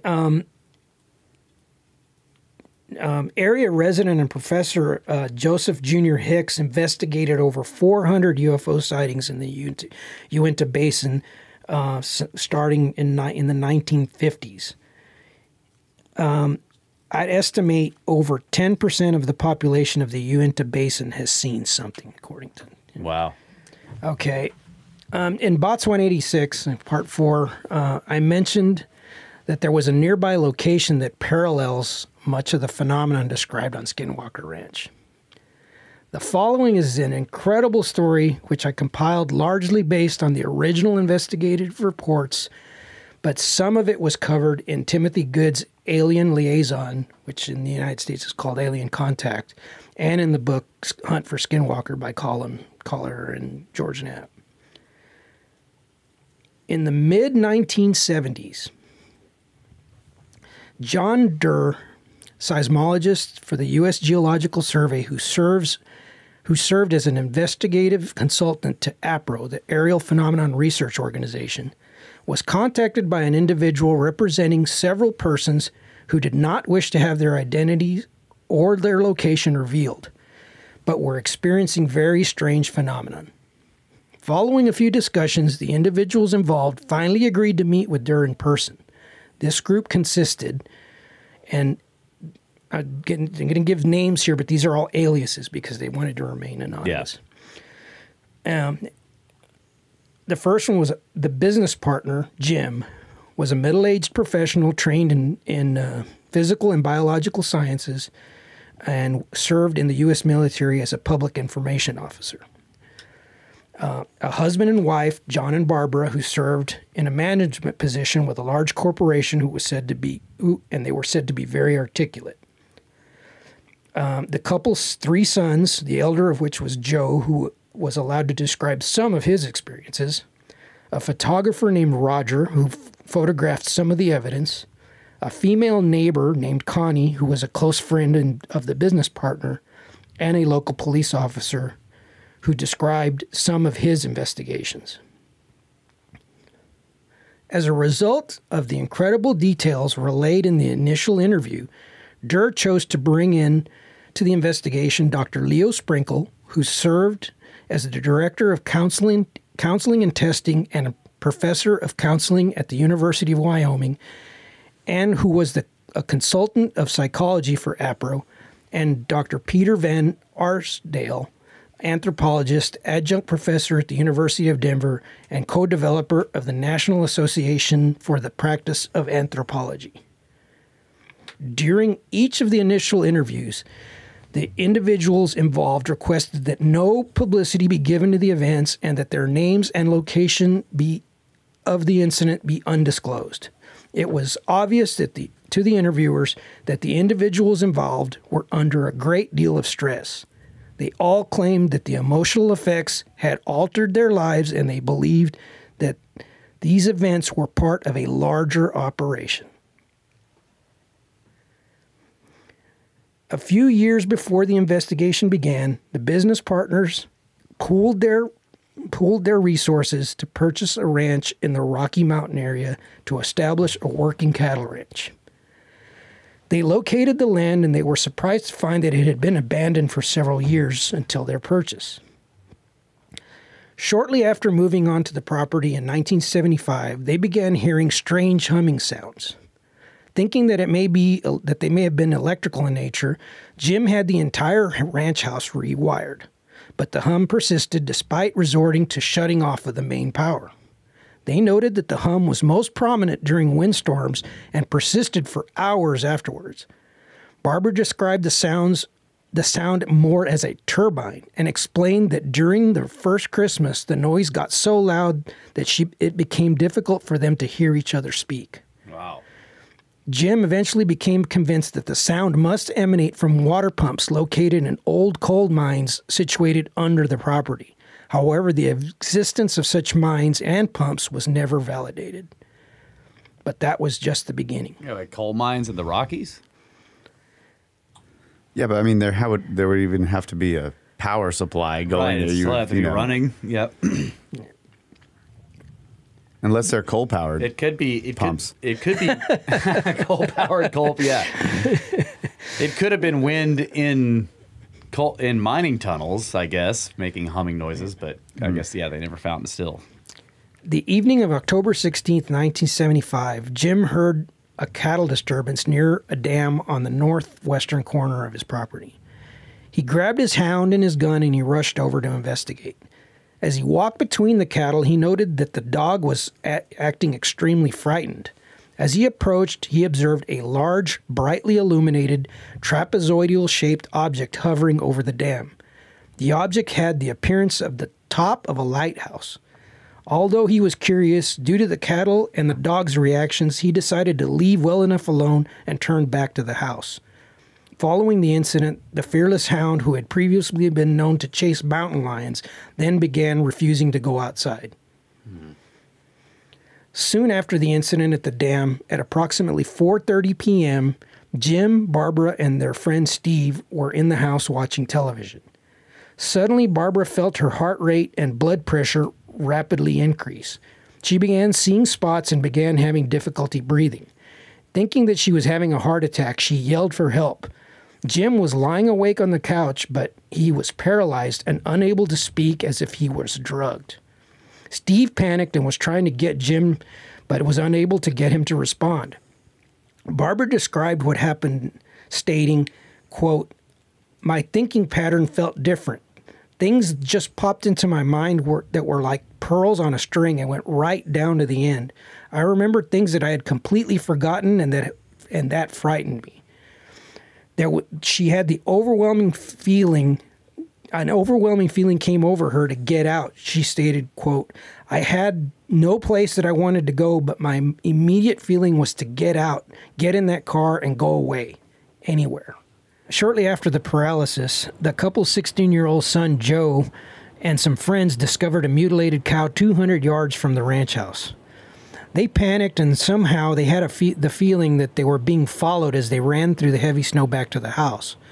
Jim followed their tracks back to the mutilated cow and stated, quote, "I followed the route, and we found huge footprints that had followed them all the way from the cow to the horse barn, and the footprints were even in the soft manure in the barn. I guess they were 18 inches. I didn't measure them, but they were quite large. I guess you would call it a Bigfoot footprint." Jim immediately contacted the police. However, they did not make it out to the property for several days, by which point the snow had melted. Jim was quite upset and angry over the delayed response and the loss of evidence. When the police investigated, they found that the cow's udders had been surgically removed, but the sac under the udders was undisturbed.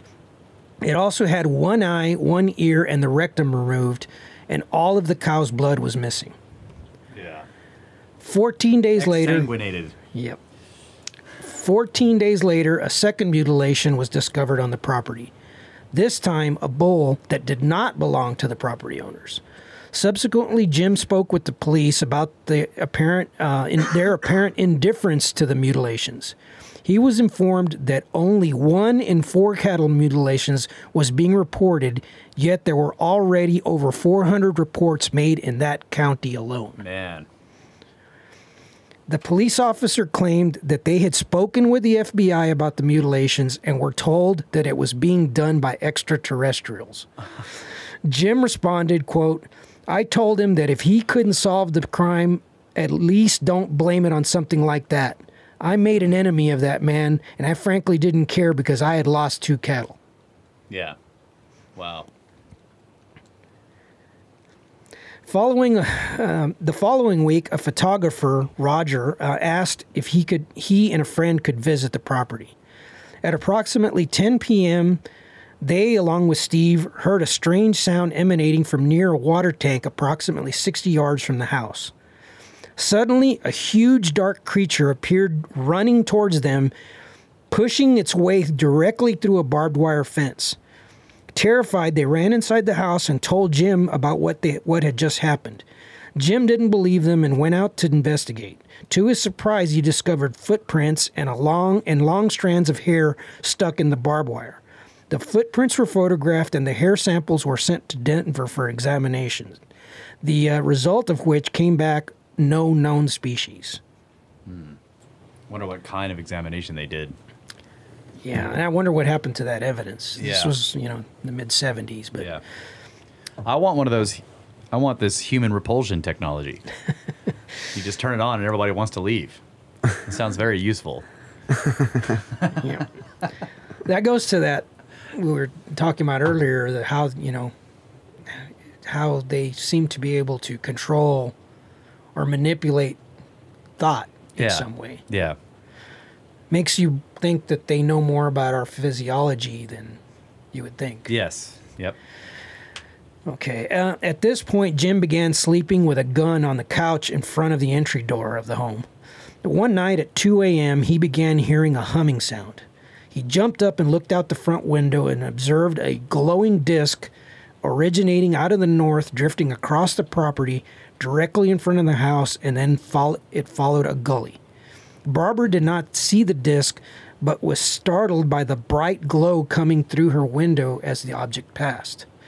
The next day, Jim spoke with a couple friend who owned a restaurant in town, who confided in him that of an incident that had occurred before he had purchased the land. Their cousin and nephew drove past the land one night and were chased by a flying disc all the way to their home, where they ran inside and observed the disc hovering over their car for 45 minutes. Jim stated, quote, "After hearing this, I went back to the law officer and apologized. I had to eat crow over the fact that there was obviously something going on." He learned of a crazy lady who had made many reports of lights in the sky over the property before he had moved in. Crazy lady, quote unquote. Yes, exactly. The property owners then began hearing slamming noises, and the trickster aspect began. For example, the trunk ajar light came on in one of their cars when the trunk was locked. Upon checking, the pin switch had been purposely bent over that caused the light to illuminate.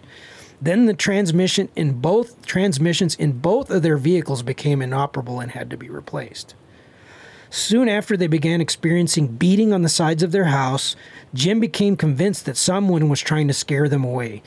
This continued to escalate until one night, upon hearing the beating, Jim ran outside with his rifle and saw a big hairy thing running beside the corral. He took a shot at it. However, it barely flinched. Quote, "I am a good shot and I know I hit it. But there was no blood, no trace, no signs. We pursued it onto the next property, and then we heard the most unusual sound. They said it was like a double sound. It was like a whine and almost a beeping sound intermixed. Someone said it sounded mechanical, but it didn't to me.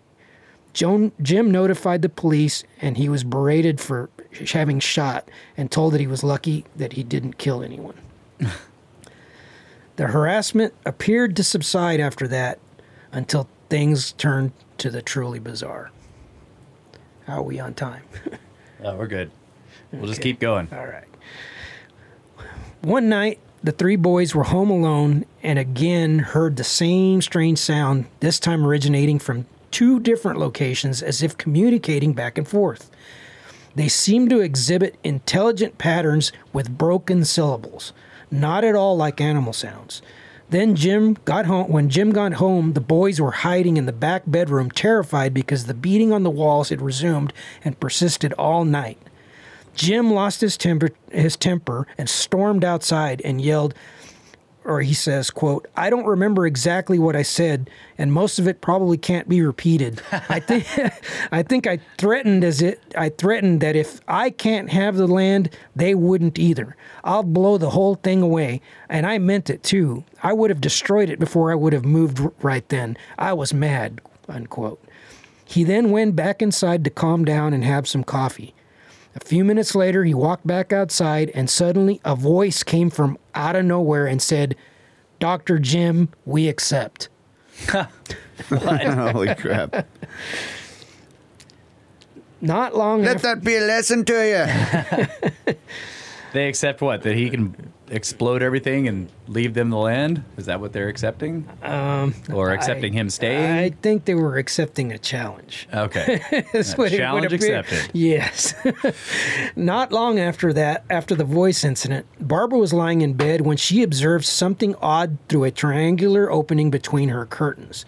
She saw something outside move past her window. She could only see a portion of what appeared to be a very thin or a very shiny black box being carried under the arm of something. The box was not illuminated but appeared to be reflecting the ambient light.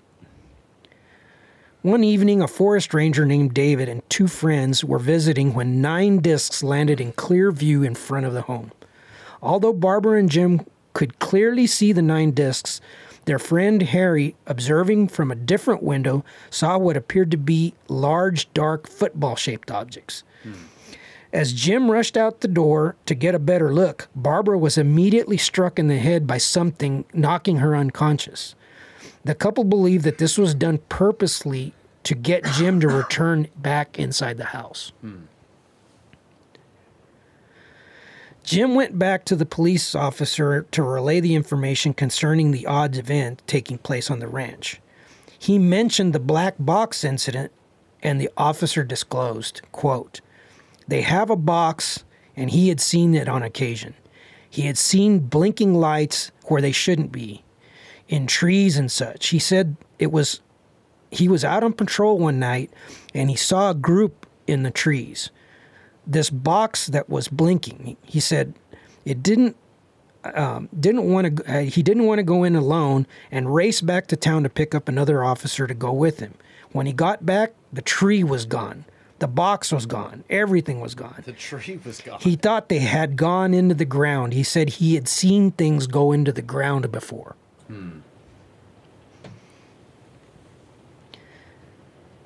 The next night, or one night in January of 1977, Jim and the older boy Joe noticed a dull yellow light similar to an old car headlight in the woods near the top of a hill. Yep. Sounds very familiar. Yeah. They walked over to investigate and discovered one of those strange boxes laying on the ground. Jim told Joe to stay back about 10 feet, and he continued to approach the object. They noted that the box appeared to contain a light source inside and was exhibiting a strange buzzing sound. As Jim approached to within about 4 feet of the object, its tone changed completely to that similar to a hive of angry bees. Jim backed away and walked Joe back to the car and told him, no matter what happens, don't leave the car. He then very apprehensively headed back into the woods towards the black box. What happened next is one of the most unusual and perplexing stories in all the annals of the UFO phenomenon.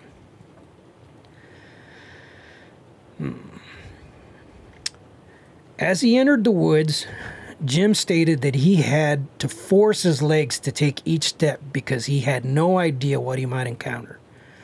As he neared the location of the box, there was a light all around that strangely did not seem to emanate from any particular source. As he slowly approached, he was met by two individuals standing in the light that seemed to be aware of his return, greeting him by name. Quote, "How nice of you to come," unquote. Apparently, 50 or 60 feet from them was a disc sitting on the ground which was slightly illuminated just enough to be visible. Jim stated, quote, "They apologized for the inconvenience they had caused us, told us that a more equitable arrangement would be worked out between us, whatever that means. I wanted to ask a lot of questions, but found that I didn't. There were several things they asked me not to repeat that had no significant meaning at all. They were unrelated to anything. I think maybe they were just checking to see if I would keep my mouth shut.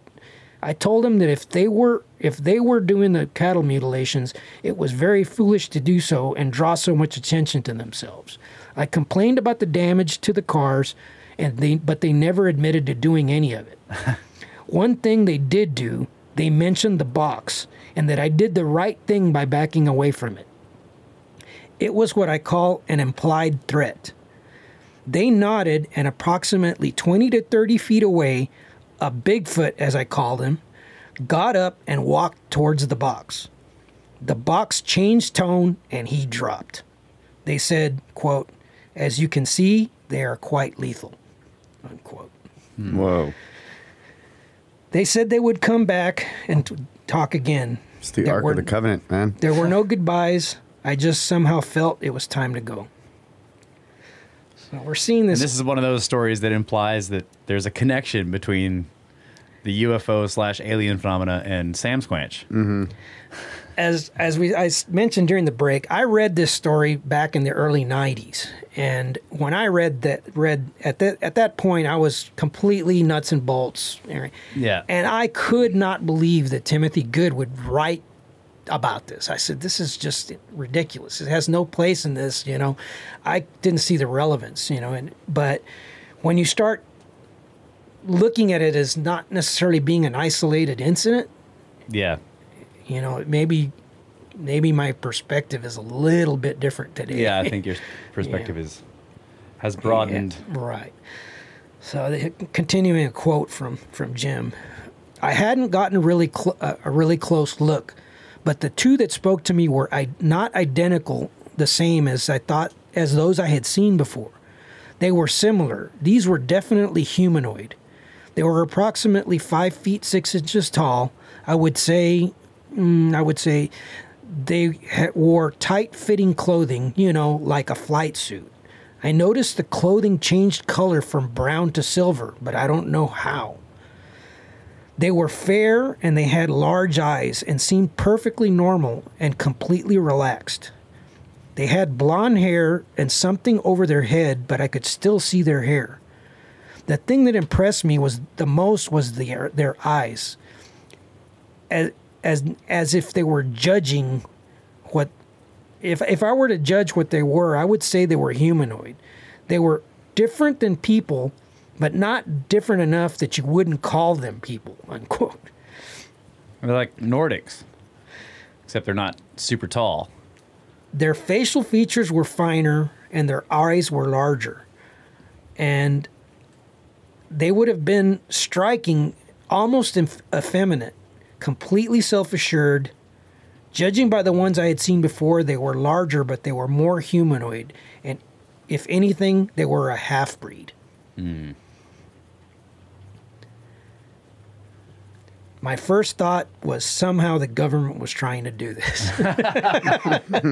He's still in denial of these things going on. Jim turned around and walked back home thinking, I was excited about the more equitable arrangement. I guess I had some illusion that they were going to give me the cure to cancer or $1 billion or something. at least pay for the car's transmission. Right. But that was far from the last strange occurrence. Send Sam Squinch to fix the cars. I know how crazy this sounds. Like I said, it's, Yeah. you know, but again, look at it in light of the craziness that we hear going on at Skinwalker. Right. It's like Yeah. right down the line. It's like Yeah. the same thing. Although Jim had been advised of a more equitable arrangement, he continued to sleep on the couch in front of the door with his shotgun. One night while laying on the couch, he looked up at the window and saw a black silhouette of a man wearing a tight-fitting suit of some kind. Jim got up and placed a large chair in front of the door and ran to Barbara's room and told her about what he had just seen. Suddenly, they hear the front door open and hit the chair loudly. Jim runs back to the door, which was closed once again, and just then he hears a loud voice in his head that says, quote, "We don't need to open the door to come into your home," unquote. Wow. Then the sound of buzzing bees started coming from the front room and traveled through the house to the bedroom door before fading away. So the buzzing sound in the beginning is, all these buzzing sounds are like the black box, whatever it is.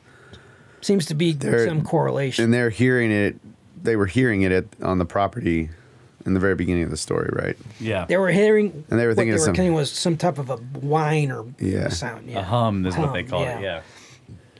But then there's this phenomenon of it being deadly or making them being repulsive, and then they do that demonstration with the Sasquatch. What was the name of that town that has that? Taos. Taos hum. Yeah. Taos, New Mexico has has a infamous hum. It's the black box, man. So this went on for quite a while. They were dealing with variety, and I'm giving you, this is like a synopsis of the original. And I'll post the original reports in the Discord. But eventually, the owners recognized patterns of activity that provoked encounters with the phenomenon. Jim stated, quote, "I know how to upset them. I could get a stack of wires and go out and get busy with them like I was putting something up. And I would go back inside the house and watch. And within a short period of time, they would be up there checking out what I had done." The next day, a friend from Texas, Dan, who was an expert in computer and electronics, and his wife and daughter were visiting while on vacation. So Jim decided to attempt a demonstration. As Jim described, quote, "I went up deliberately to stir them up. I found that certain elements very much upset them, silver being the main element. I discovered inadvertently that they shy away from silver. I think I stuck a silver bracelet in the ground along with some wires, like I was really putting something intense up. I didn't know what would happen, but I hoped that it would upset them." At approximately 2 a.m., the lights in the house went out, and a, quote, "very mechanical sounding voice spoke through all the radios and TV speakers in the house, stating, quote, "Attention, we have allowed you to remain. We have interfered with your lives very little. Do not cause us to take action you will regret. Your friends will be instructed to remain silent concerning us." Dan's family was quite upset, and although he was convinced that this was some type of an elaborate hoax, once the power came back on, Dan stated, "Now I'm in my field," and began disassembling and inspecting all of the electronic devices, searching for some type of a receiver. He even resorted to searching through the entire home, going as far as dumping out the laundry bags in search of some form of device, but to no avail. Sometime later, while on their way into town one morning, Barbara and her two sons observed a huge cone-shaped UFO estimated to be several hundred feet across, 6 times the size of the house. Soon after, Jim was again asleep on the couch, and around 2 a.m. he was awakened but could not move or speak. Standing before him was a being which he described as, quote, approximately 7 feet tall, very skinny arms and legs, extremely skinny. It had an object on its chest. I could see the shape of it very clearly, like a box, but it wasn't flat. It was pointed. It had 3 hoses on each side. The creature had a thing over its head, like a helmet with plastic covering. It wasn't at all terrifying. It was more or less pathetic in appearance, almost helpless pathetic. It was just looking at me in the same way you would look at a patient on a table, not cruelly or indifferently, just looking. John had also had experiences with this type of being, but details of his encounters were not included in the released statements. As a result of this last visitation, all the harassment ceased for the time being. In this regard, Jim stated, quote, I think the reason this is so interesting to me is that we're headed towards a more amicable relationship with them. You know, like my talking with them. I kind of liked them. They were pleasant, and whatever they were, I hadn't decided if they came from space. I still am not sure of that. I'm almost excited to be able to live peacefully with whatever it was and wherever they're from. It wasn't humanoid form at all. It wasn't hostile, it wasn't threatening, and it wasn't dangerous. But the peace was short-lived. As Jim put it, quote, after that, everything went back double dose of tension. It got much worse. We knew we were unwanted. It was a gut-level feeling that is hard to describe exactly. We know that something wanted us out. This new form of hostility included unexplained fires, other forms of harassment. Then one day, a friend spent the night. The next morning, when everyone got up out of bed, they saw the friend out in the field walking slowly towards the woods. Then he would turn around and run back to the house, stop, and repeat the process. They thought he had lost his mind. When they grabbed a hold of him and asked him what he was doing, he said every time he got near the house, something took control over his body and forced him back towards the woods. At this point, they finally decided they needed to seek help and eventually reached out to Dr. Durr. When asked why they had chosen to do so, Jim responded, quote, I felt that the events that had occurred on the ranch were significant enough that someone of serious intent should be looking into it. Because I am reasonably certain that this is a permanent installation. I could go into a lot of reasons, I suppose, but the main reason is that our ranch overlooks a military installation. We have a perfect view. That is the only reason I can think of for a permanent installation being there. Okay. He's still thinking it's military. Yeah. Or it's like these aliens' responses to the military that's nearby. Yeah. And then, quote, it's not Big Brother from space who are interested in us as spiritual beings or whatever. I'm absolutely convinced that they couldn't care less if we live or die. We're nuisances. I can only assume that they're watching us, watching our military's potential because we can't conceive of anything else. I have no doubt that they are mutilating the cows or the cattle, none at all. If they wanted to do just biological research on cattle, they could have disposed of the remains without them being found. It is obvious that some intent to instill fear and it has been quite successful. There is much that can be discussed about the case, but what I find most interesting is the conclusion drawn by the landowners. Jim states, I think the reason that I need to give my opinion is that these creatures, whatever they are, the non-humanoid ones, have always appeared to be afraid of something. They are extremely nervous, extremely jumpy, extremely terrified of something, and I'm not sure I am sure it isn't us. That I have no doubt of. It isn't people. I'm sure they are watching the military base for some unknown reason. I'm actually more friendly towards the non-humanoid form than I am towards the ones that look more humanoid. I'm reasonably sure that the humanoids are afraid of them. Again, supposition. When I'm talking with the law officer, when I was talking to the law officer, he said activity ceased when this other type, the cone-shaped, showed up. Other people in the community saw it too.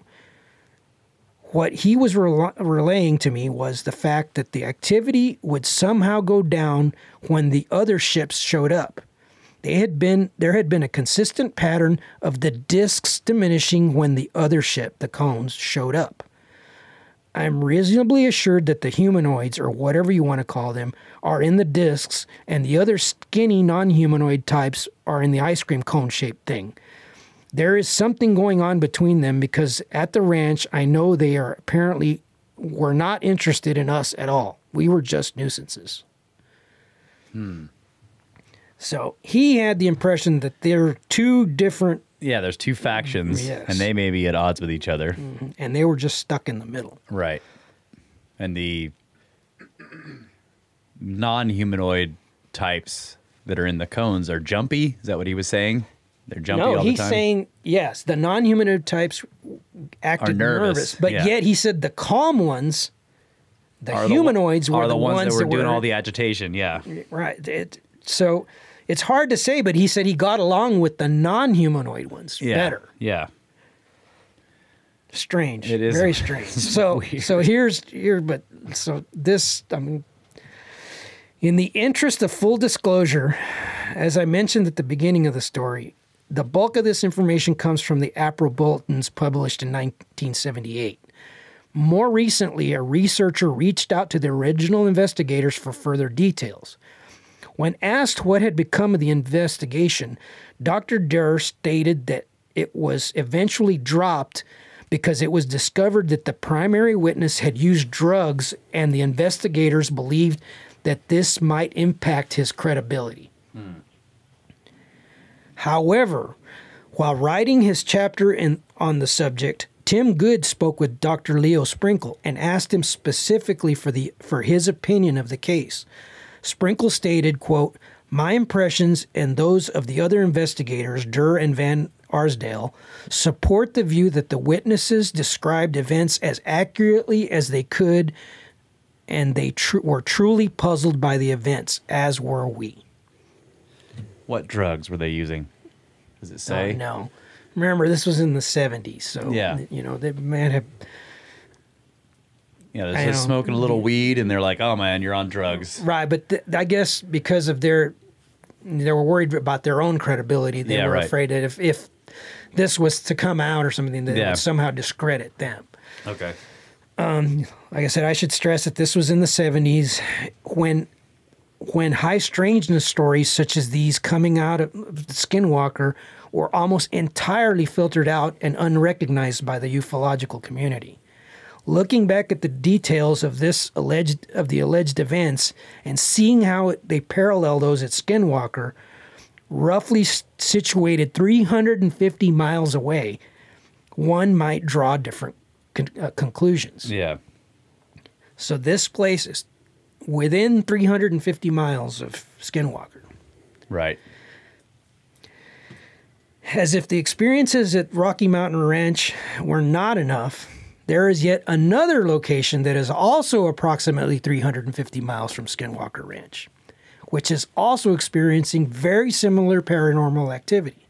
However, unlike the Rocky Mountain Ranch, this site in Black Forest, Colorado, has received its fair share of media attention.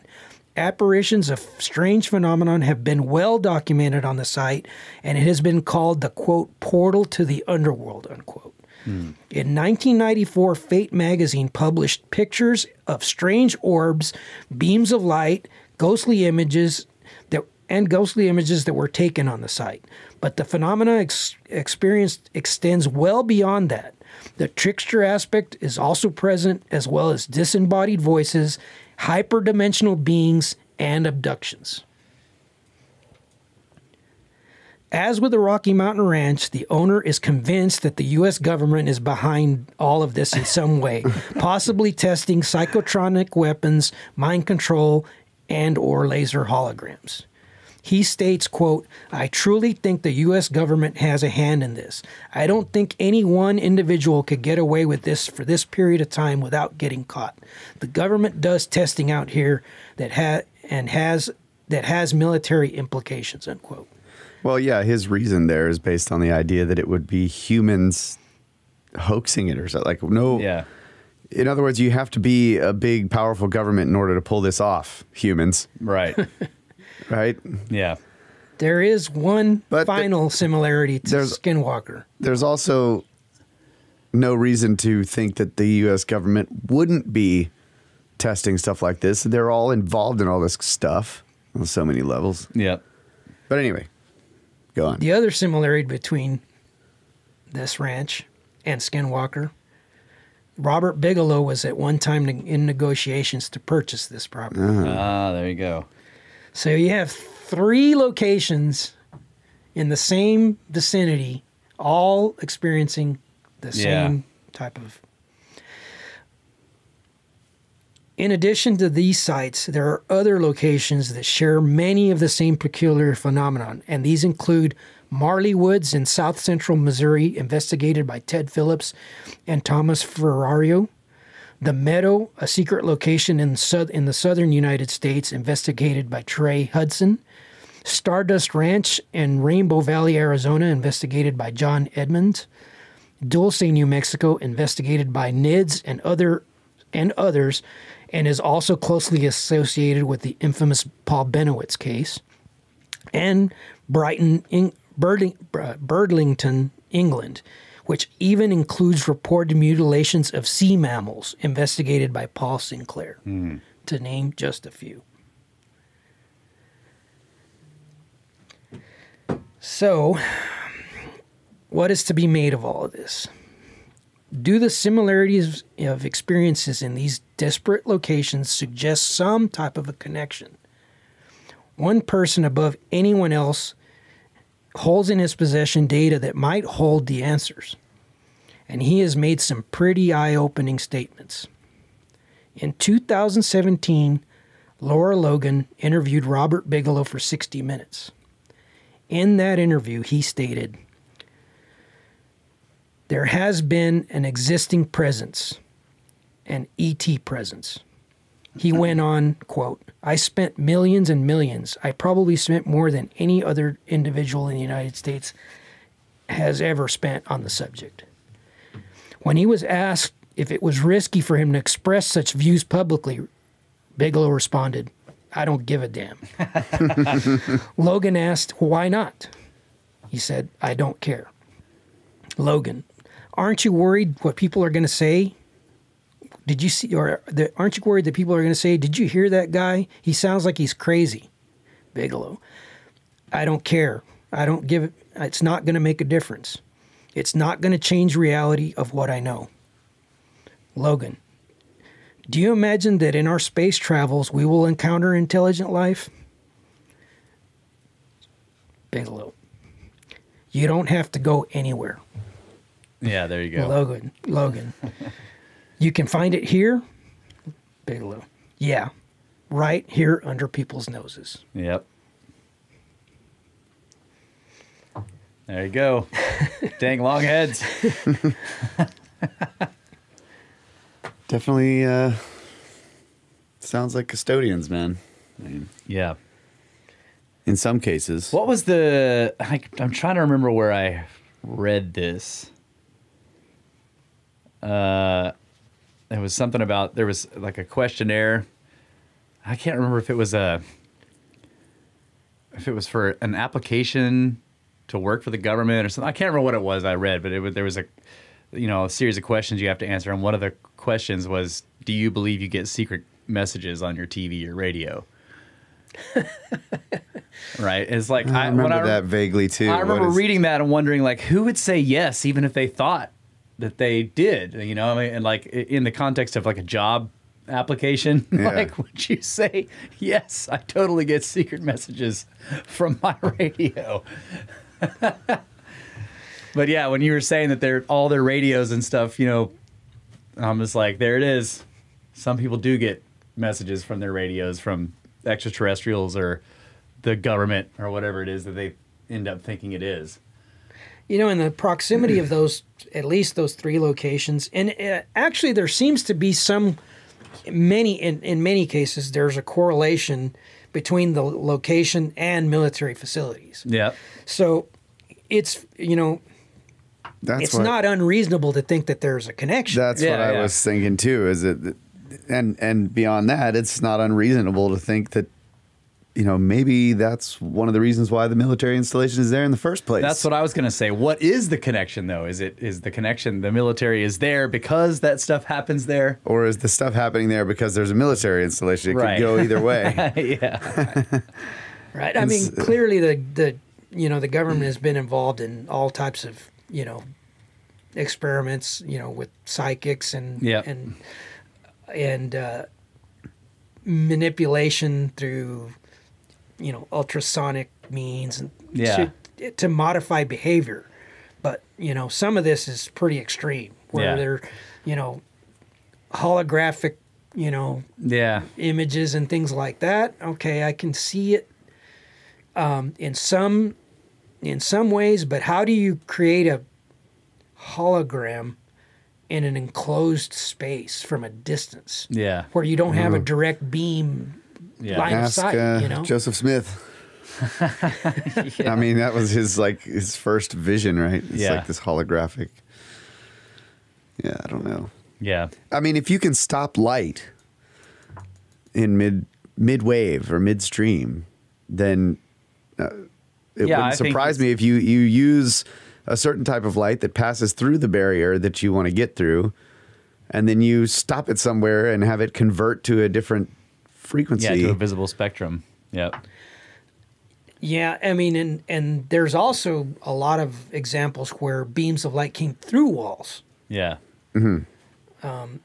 And then we also touched in the Patreon segment last time, we were talking about how there seems to be like a time dilation in the vicinity of craft a lot of times where, and for those that didn't hear the Patreon section, I mentioned how in Trinity, the description of that the kids gave of the beings that they saw around the crashed craft, that they were moving in like jerky movements. They weren't fluid. They were literally jumping from one spot to another. Yeah.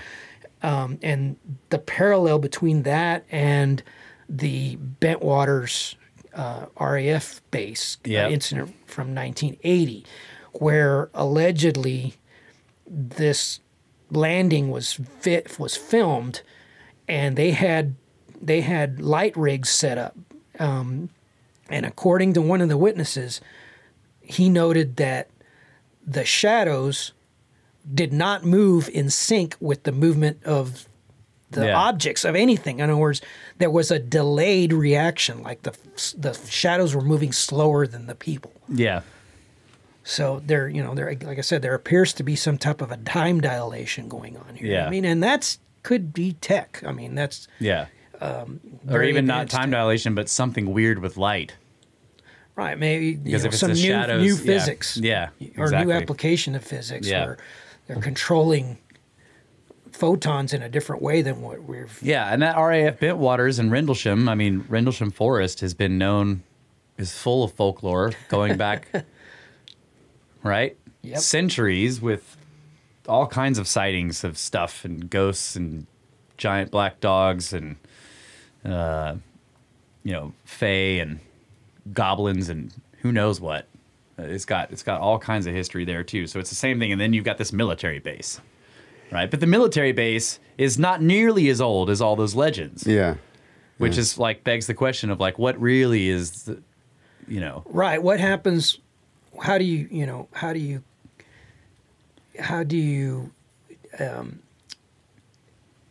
interpret the phenomenon when there seems to be historical record of it existing in that vicinity prior to Bigelow buying military bases being built. When you're dealing with things, here, like for example with the black cloud reports, where these things are pretty well established throughout history, but in that particular area in Utah, being reported in the newspaper in the 1800s, it'd be hard to pin that on military tech. Right. Yeah. Exactly. I mean, there is, the UFO phenomena. There is definitely, without a doubt, overlap between advanced tech and other things. There's more than one thing going on here. Oh, yeah. But that does not necessarily preclude the possibility that those things are not related. In other words, the tech may have been derived from... That's true. Knowledge gained from the phenomenon itself. Yeah, it could be that. Yeah, and then the tech that's derived from the phenomena results in more sightings of strange things. Correct. Yeah. And crashes. Yeah. And because we're trying stuff. The definition of tech can be kind of a gray area too. Yeah. Yep. Yep.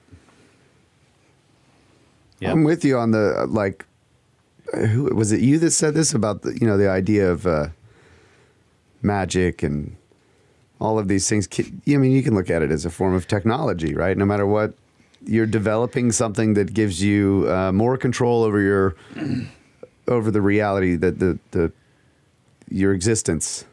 Yeah. Maybe that could be interpreted as ancient tech. Yeah. Again, I'll bring up Gordon White in his book Starships. He calls magic technology. Yeah. He refers to it as tech. Yeah. Yeah. Yeah. Cool stuff. Yeah. I promise we'll be getting very deeply into that subject in the near future. All right. Sounds good. Heck yeah, buddy. Yeah. All right. Well, we had to cut this thing into pieces because of the thunderstorms, and hopefully it will sound fluid. Anyway. Yeah. I never sound fluid. So basically, Marty will cover up the fact that we had to cut it up into pieces. Oh, yeah, that's cool. I'm just trying to do an accurate Bigelow representation. Yeah, no, it was good. That was good stuff. All right, you guys can get a hold of us, brothersoftheserpent@gmail.com. Check out the website, brothersoftheserpent.com. That's got all the podcast-related stuff there, including the encyclopedia, the glossary, the snake scans, which is a merchandise store, and join the Pyramid Scheme. If you want to hear the Patreon segments, we are putting out Patreon content now. And I think we're actually about to record one right now with Marty after we finish this recording. So if you want to keep hearing what we're talking about today, sign up for the Patreon. Yeah, what are we doing? I think we're going to talk about the UAP report, maybe? Yeah, we'll talk about the UAP report and some other thoughts on this topic here. And but yeah, thank you guys so much, especially to Jeff, who runs the Discord and the Library of the Serpent, and History Shift, who makes all of our podcasts into YouTube videos. And all of you listeners out there, we love you guys. Always have. Always will. Good night, Adamu. Get back to work.